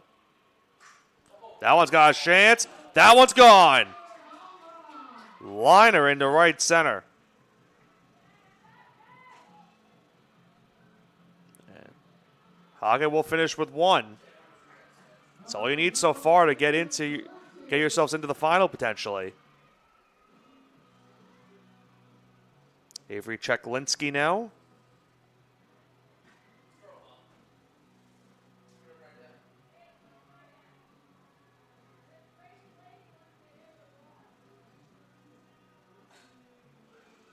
Liner just towards third. 1 swing there. Pop up there's swing number 2.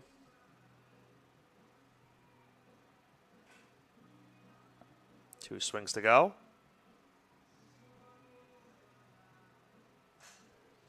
Doesn't have enough air on it, just misses. 1 swing left. That one. That's a home run.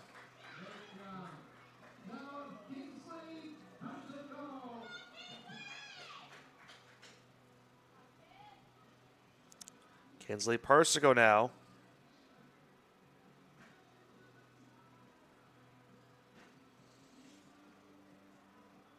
Singleton, Cote, Bruno, Hoggett, Cheklinski, all with 1 home run. That currently puts you into the final at the moment.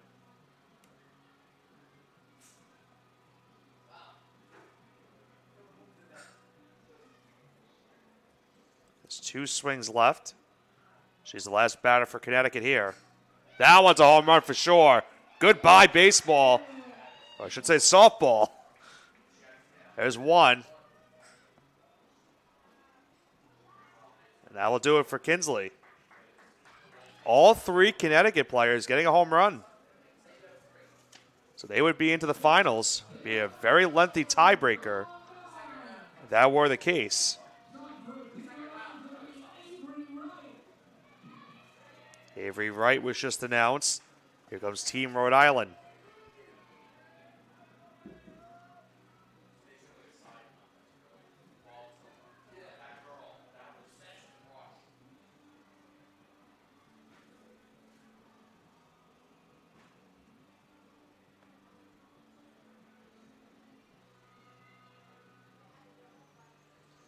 So reminder, you don't have to swing at all 5 at the beginning. Take as many pitches as you want. There's swing number 1. There's swing number 2.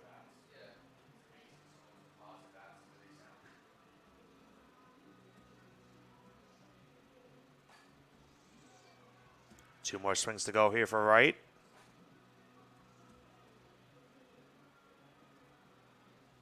Of our final swing right here. That'll do it for Wright.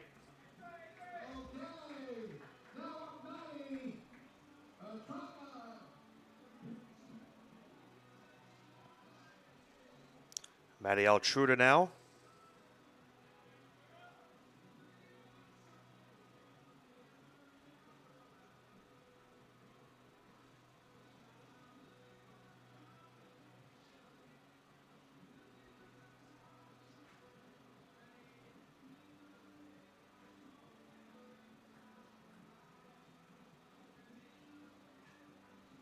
There's swing number 1.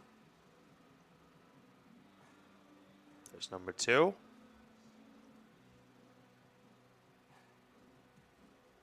After Rhode Island, we're halfway done with this competition. 5 teams to go. Truda is done.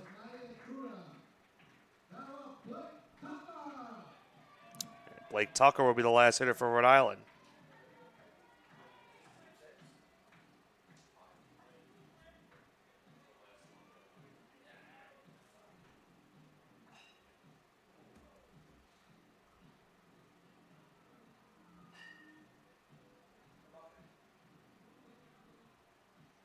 There's 3 swings to go. That one with a liner.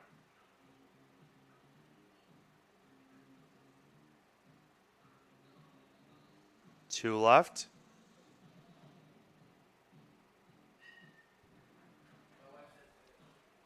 Now 1 more swing.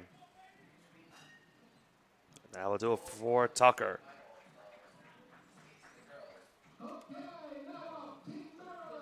Team Maryland now will be next.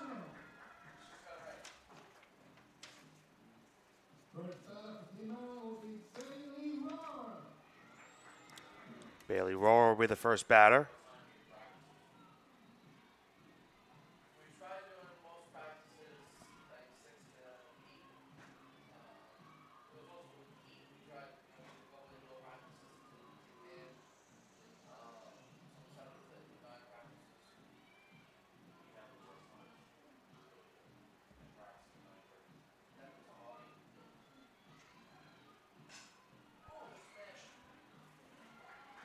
That is a home run. Went the opposite way. And that one is crushed. There's our first 2 home runs. Everyone had at least 1. Rohr's already got 2. I believe has 1 more swing left. And that will make 3. Impressive performance right there for Bailey Rohr. She's got 3 home runs.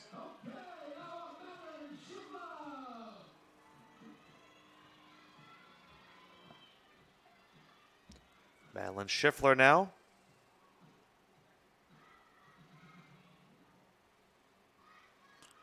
Chance of Let's Go Maddie out in right field from her teammates.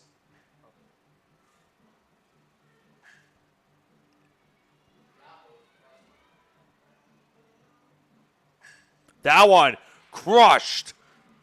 There's a home run right there.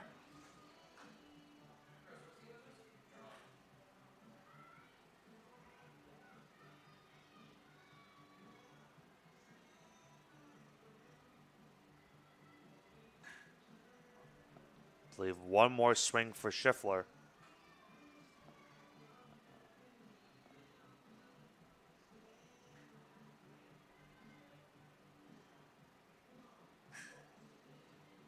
She will finish with one.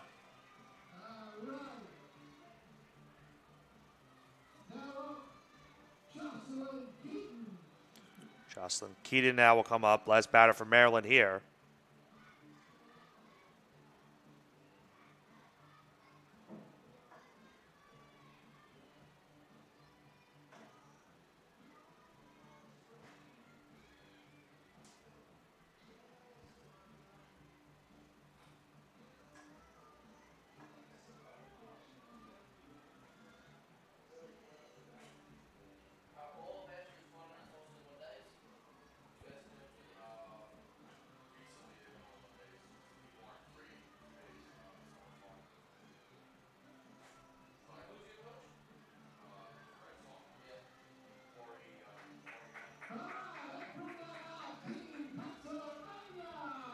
He finishes with 0. Now bring up Team Pennsylvania now. Bailey Rohr from Maryland now. At prime driver's seat to move into the final 3. I believe Kylie Miller will be the first batter here for Pennsylvania. That's indeed the case.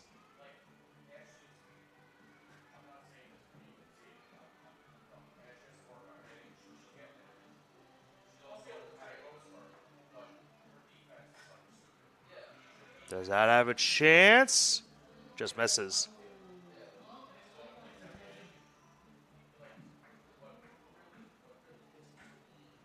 That one into left, but foul. That one, no doubt on that one. Home run.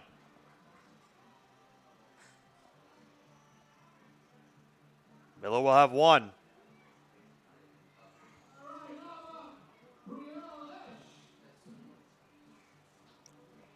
Brielle Esch now.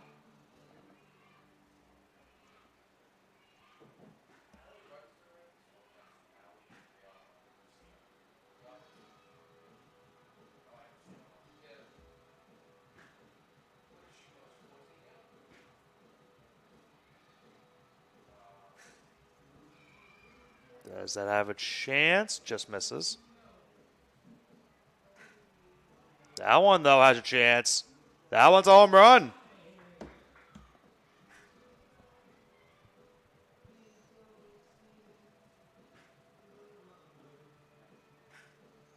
That one could be trouble as well. Esch will have 2. Still has one more swing left. And that will do it. She's in a good position now to be in the final 3.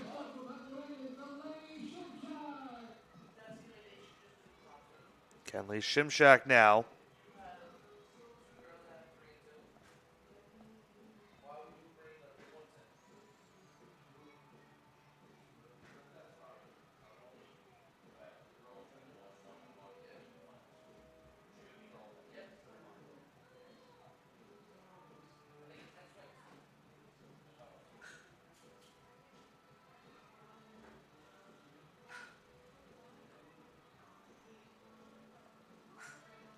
That one's got a chance. That went right through the guardrail. Not a home run.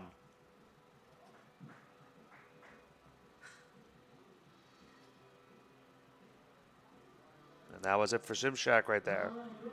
Esch now into the final 3 with 2. Miller is in a I'll have to count how many people have a home run. It's a very lengthy tie for third place with 1 home run. Team Delaware is the next team to bat. believe Harper, make sure I got it right. Harper Holland, I believe they announced first, and that's indeed the case. 3 teams left. Delaware, New Jersey, and New York.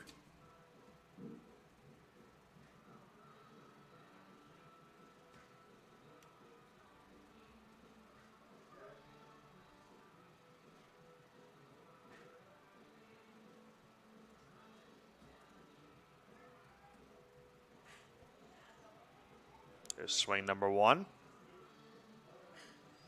Does that have a chance? Home run! There's one for Holland.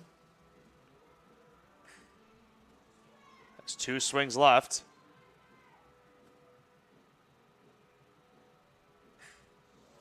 We put a lot of pressure if she were to get a number 2.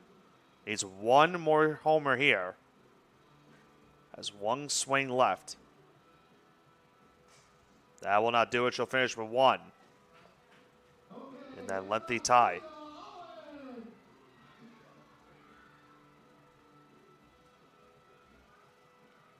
I believe they announced Julia Owens.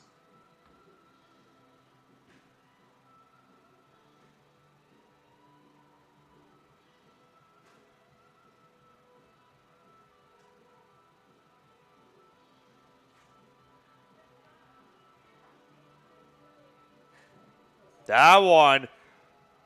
Fair ball. It is.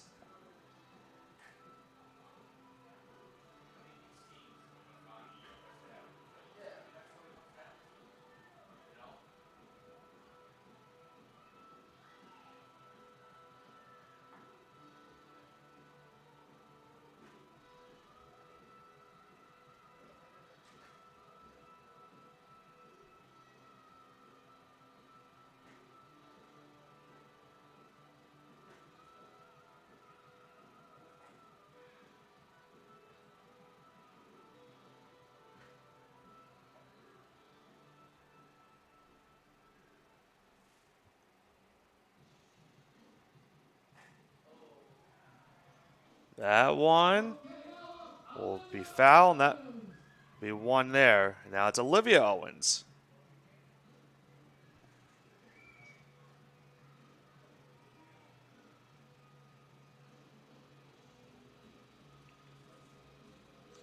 Last batter here for Delaware.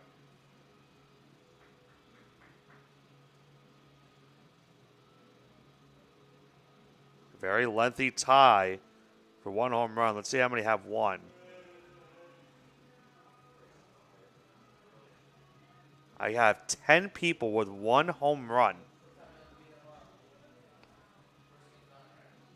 Be a very lengthy tiebreaker to get that 3rd finalist.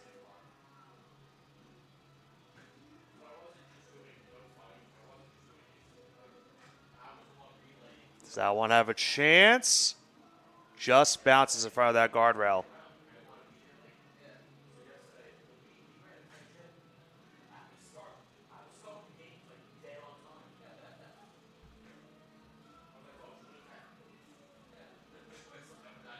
I'll have a chance to ride. That one's gone for sure.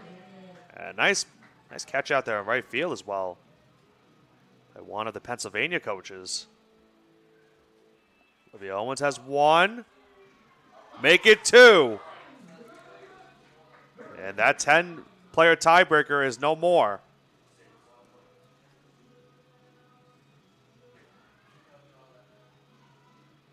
I'm sure the committee might be breathing a sigh of relief having to figure out the tiebreaker for 10 people. And Owens will have 3 home runs. Impressive performance. Tywin Rohrer from Maryland with 3.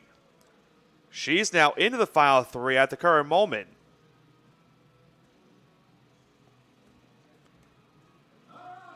It's Rohrer from Maryland, Esch from Pennsylvania, and now Olivia Owens from Delaware.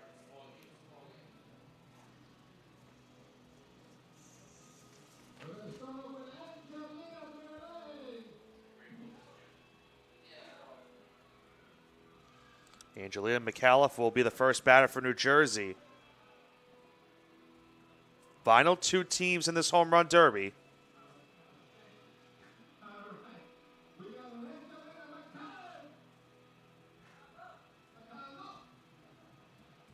Angelia McAuliffe, excuse me. Get that right pronunciation.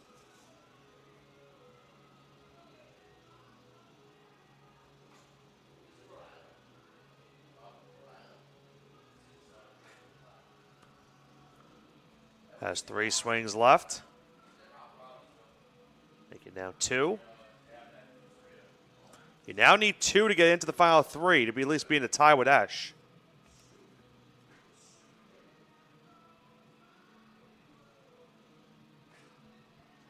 That one has a chance.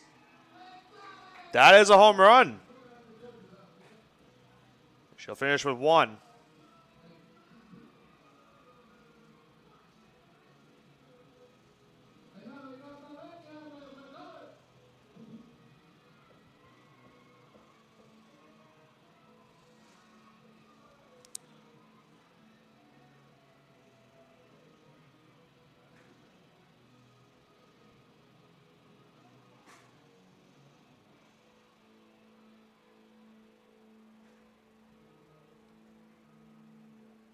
So Mylena now McAuliffe will come up. That's a home run. Needs 1 more to get into that final 3. He's getting that tiebreaker with Esch. Has 2 swings left. Look out. 1 more to go. Does it have enough air on it? It just misses. She'll finish with 1.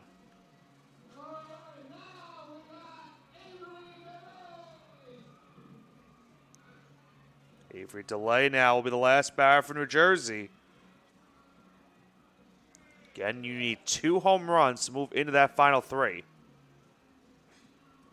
Liner right there. Another line drive. 3 swings to go.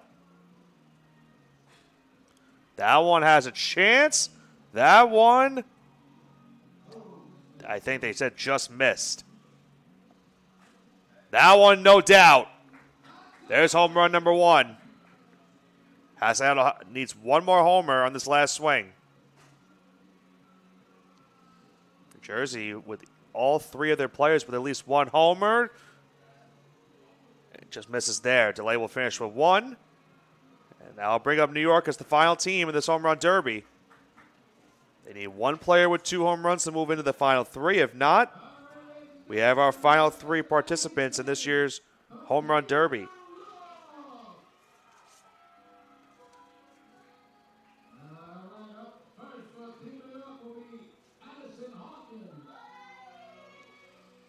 Addison Harkins will be the first batter.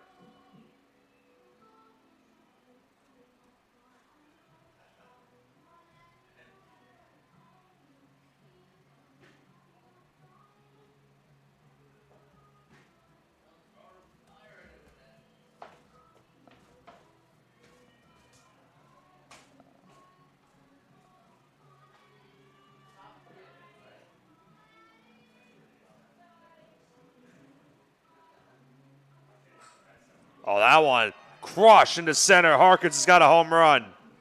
Good start for Harkins with 1. 4 swings to go. Needs 1 more.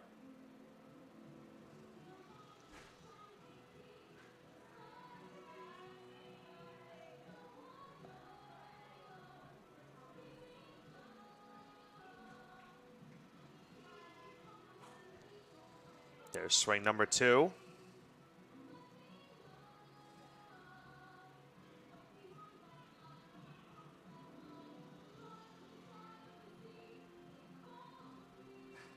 Swing number 3.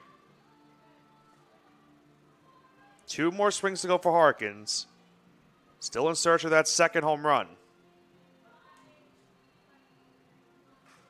And she might have gotten it with that one. She does.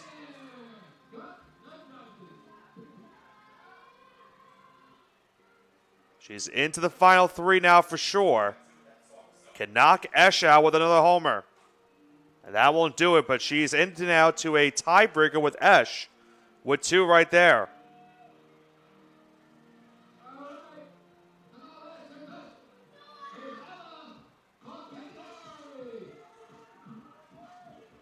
Ella Marchese now.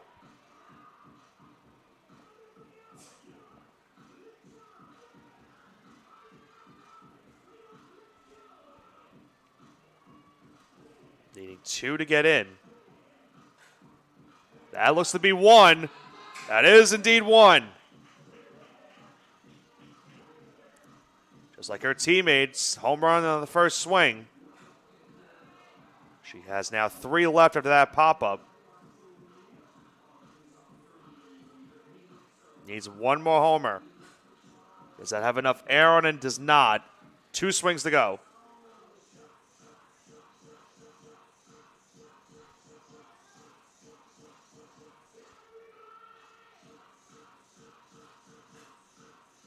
One swing left here for Marchese.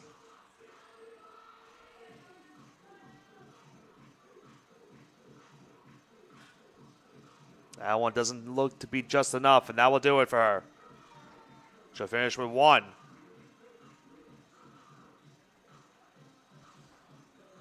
I think New York will bring up the 2 hitters to the plate, and that will be it.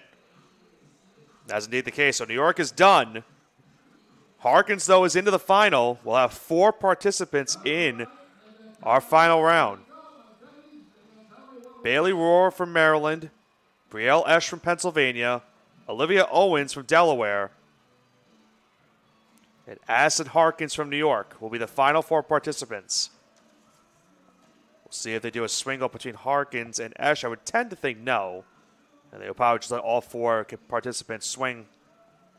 It will be the same idea and concept for the final round.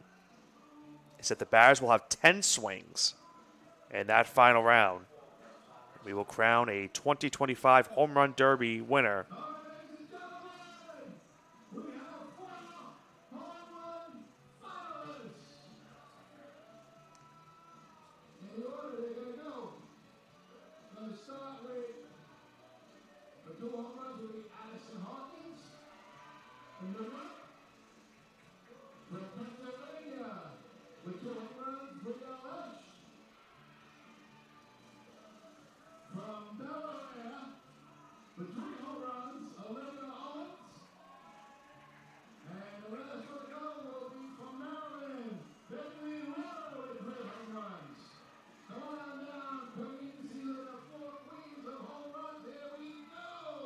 So here we go.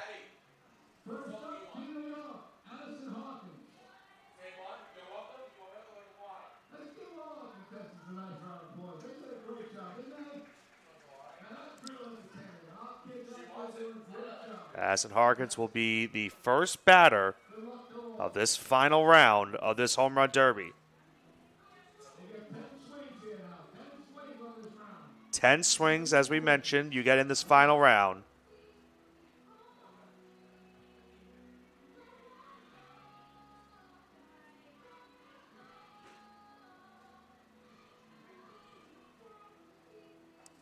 Going to retape the 2 guardrails out in right field before we start this final round competition.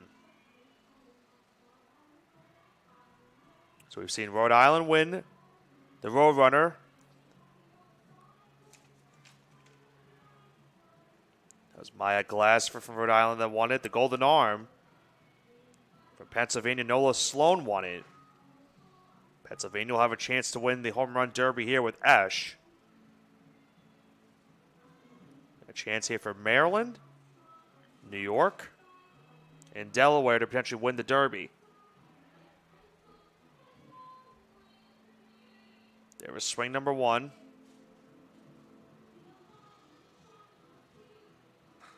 That one's crushed.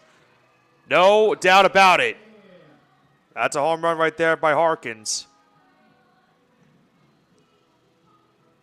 8 swings to go. Popped foul out of play. 7 swings left.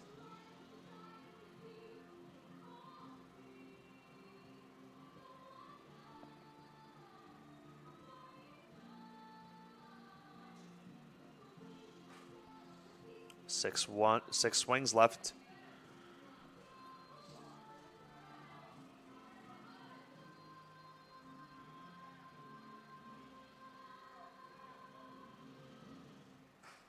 That one looks to be another home run.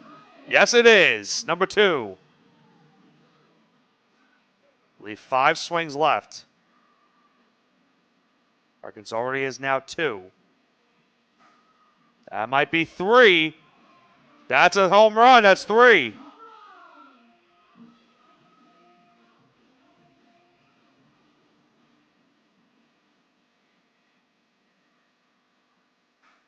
Could that be 4? Just misses.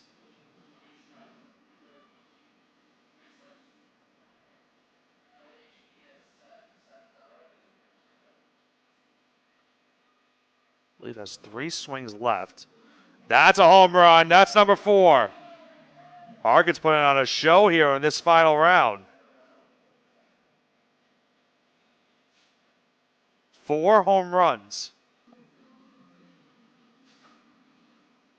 I think has 1 swing left. She finished with 5.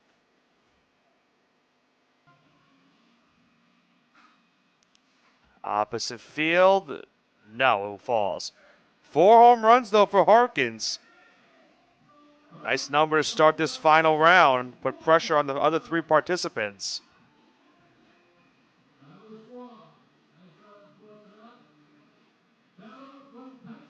Brielle Esch will be the next batter. A lot of pressure on her, as well as Owens and Rohrer.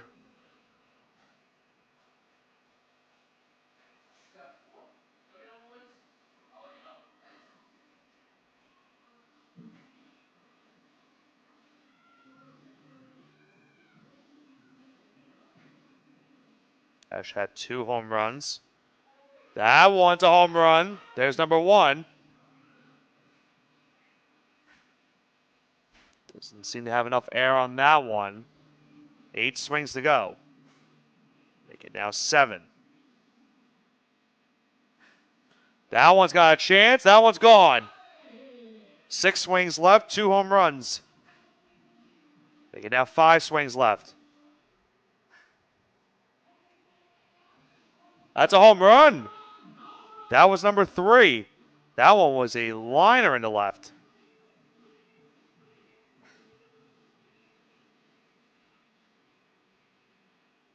Three home runs. Let's be very careful with these next couple of swings. I think that's 2 more left. That's indeed the case. This is our last swing. Can she tie Harkins with 4? Does not seem to be the case. She will finish with 3.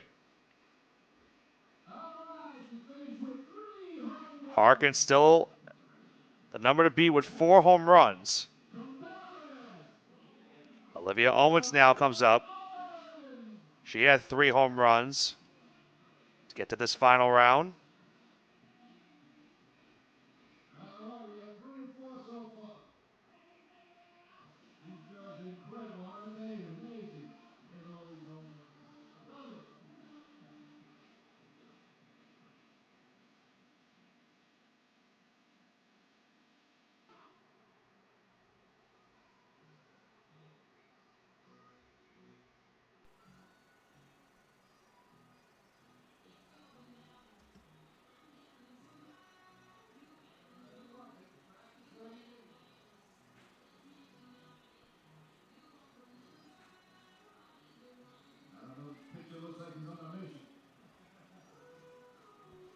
Owens' first swing. You need 4 to at least bring him to a swing off. Has 8 to go.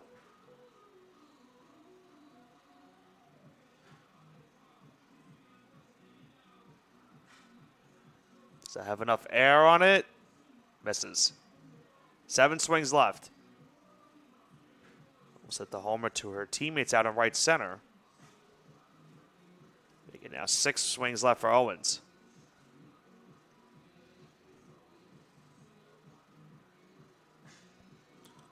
That one's got a chance. There's number 1.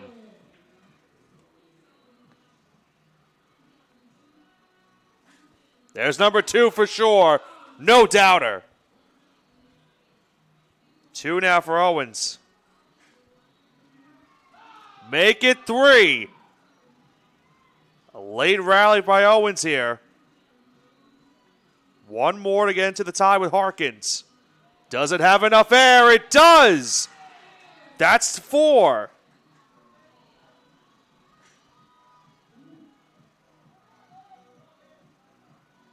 She has 1 swing left. Needs a good pitch here.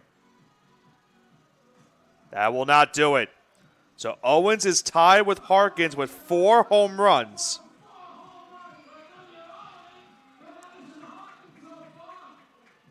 So it's up to Bailey Rohrer now. If Rohrer gets over 4, if she finishes with 5, she will win the home run derby. If she finishes tied with 4, we're in a 3-way tie. If she finishes under 4, it's a 2-way tie.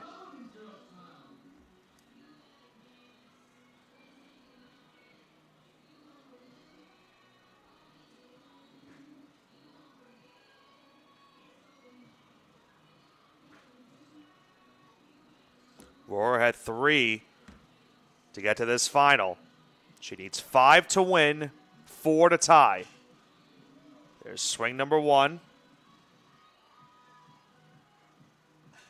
That's gone for sure. No doubt about it. There's number 1. 7 swings left. Needs 3 to tie, 4 to win. There's 6 now to go.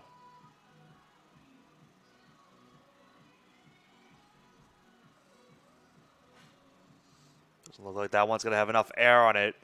5 swings left.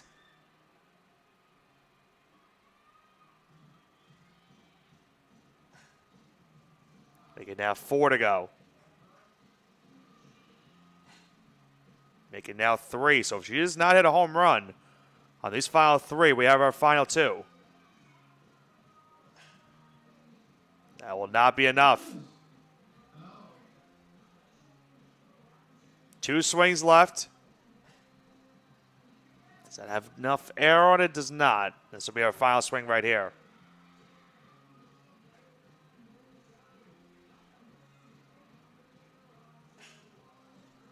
And that will do it for Bailey Rohrer. She'll finish with 1.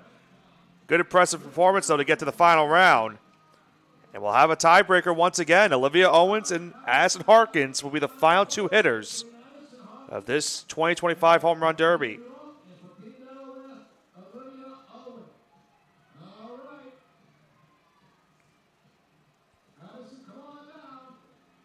Addison Harkins will be the first batter once again. Before we sign off today, we'll give you the schedule for tomorrow.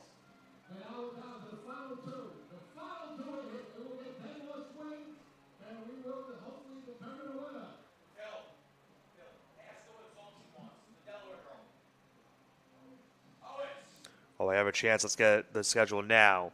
Tomorrow, pool play resumes at 9 a.m. with Connecticut taking on Vermont.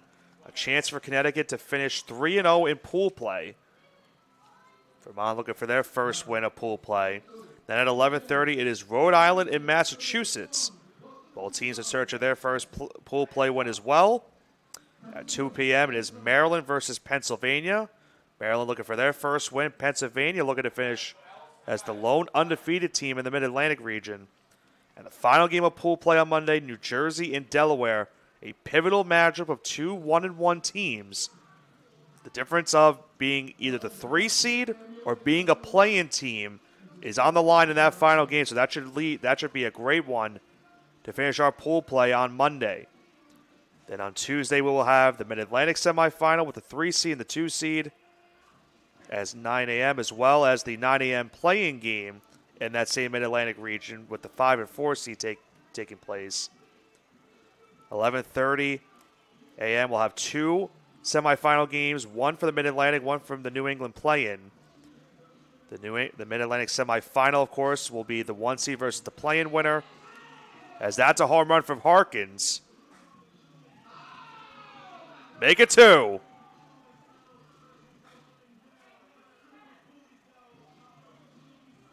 Look out to the car's out down the first base line. That one went foul. Harkins already with 2 so far. Trying to put pressure on Owens here in this championship round. Misses there.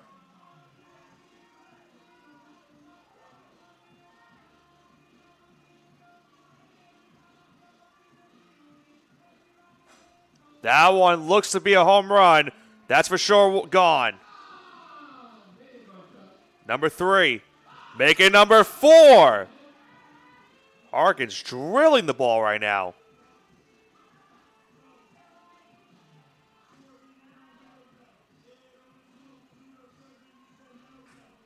Is that 5? 5. What a performance from Harkins here late.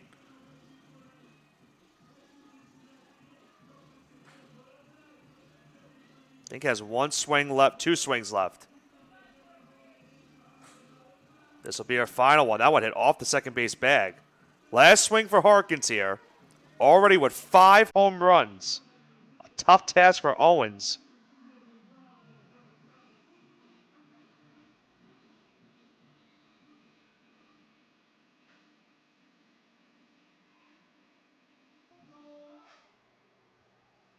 And that will do it. Harkins will finish with 5.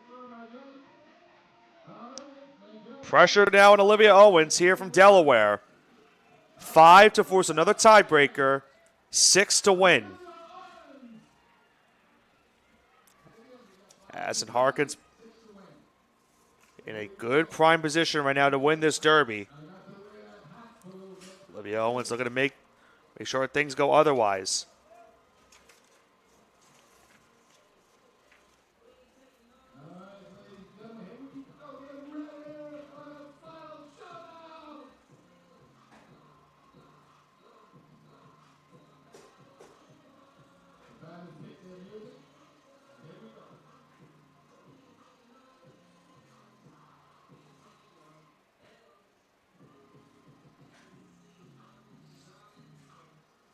Owens had a very late rally in that last round to get to this final. That one looks to be gone. It is. There's 1. That might be 2. That is 2. We're seeing a similar derby that we had in the baseball tournament.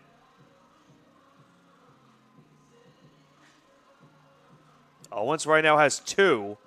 Needs at least 5 to force another swing off. That's a home run there. That's number 3.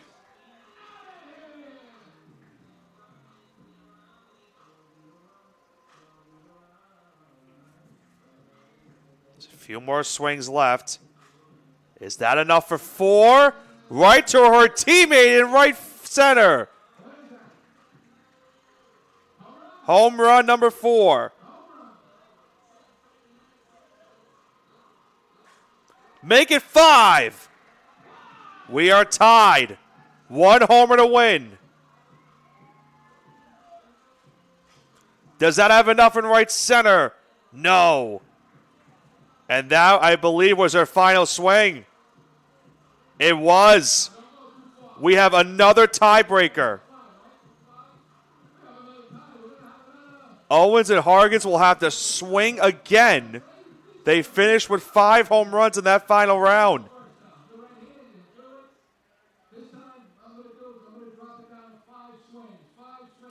They're going to drop it now down to 5 swings here. So back to where we were originally to start this home run derby. Now the batters will have 5 swings once again. And Owens is going to go up first this time.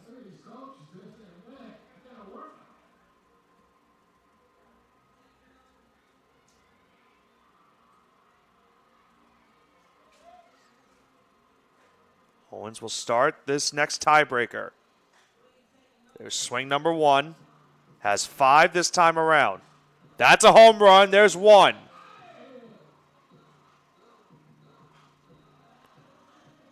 Two swings left.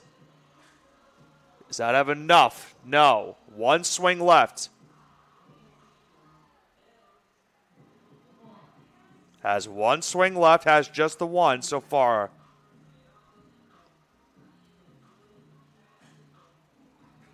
I will not do it. So if Addison Harkins gets 2 home runs right here in these 5 swings, she will win the Derby.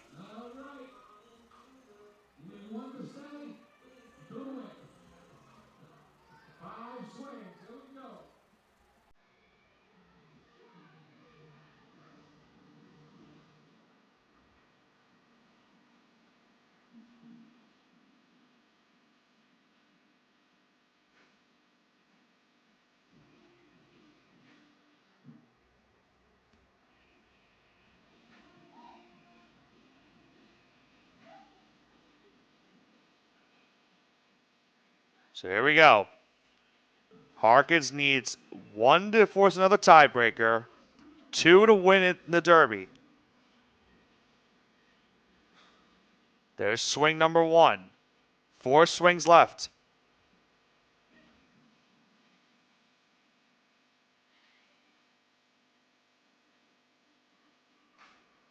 Make it now 3 swings left.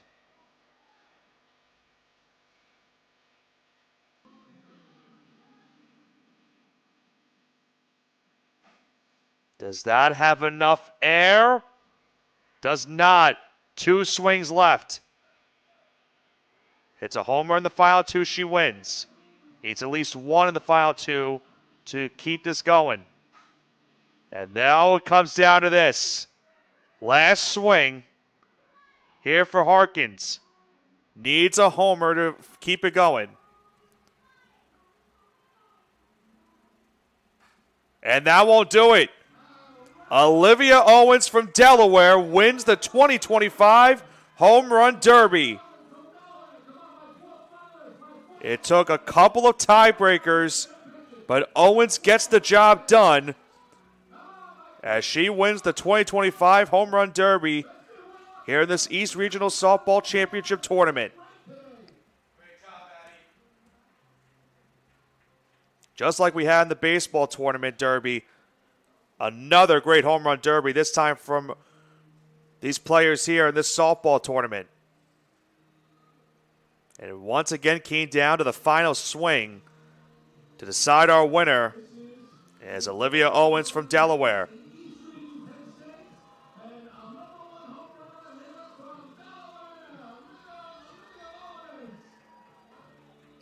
So we had Maya Glassford from Rhode Island win the Roadrunner. Nola Sloan from Pennsylvania wins the Golden Arm. And Olivia Owens from Delaware wins the Derby. She'll be congratulated by her teammates right around home plate. And that will do it for today's skills competition here at Great Kills Little League. So before we sign off, let's give you one more final rundown as to what our schedule is for tomorrow here on PDF. As I mentioned, at 9 a.m., the first game of pool play will be Connecticut versus Vermont, followed by 11:30, Rhode Island versus Massachusetts. At 2 p.m., it is Maryland and Pennsylvania. And the final game of pool play, a pivotal one between New Jersey and Delaware. After those games are ended, there will then be a ranking of each team in each region, ranked from 1 to 5. When we get those rankings, we will have our matchups on Tuesday, with the semifinals as well as the play-in games on Tuesday, all leading up to Wednesday's championship games in the Mid-Atlantic region, the New England region, and, of course, the East Regional Championship. But for us here at PDS Sports Network, my name is Nicholas Pavona. I was joined on the call for a portion of today's skills competition by my broadcast partner, Joe Foreman. We will see you bright and early tomorrow morning for the final day of pool play here at Great Kills Little League, only on the PDF Sports Network.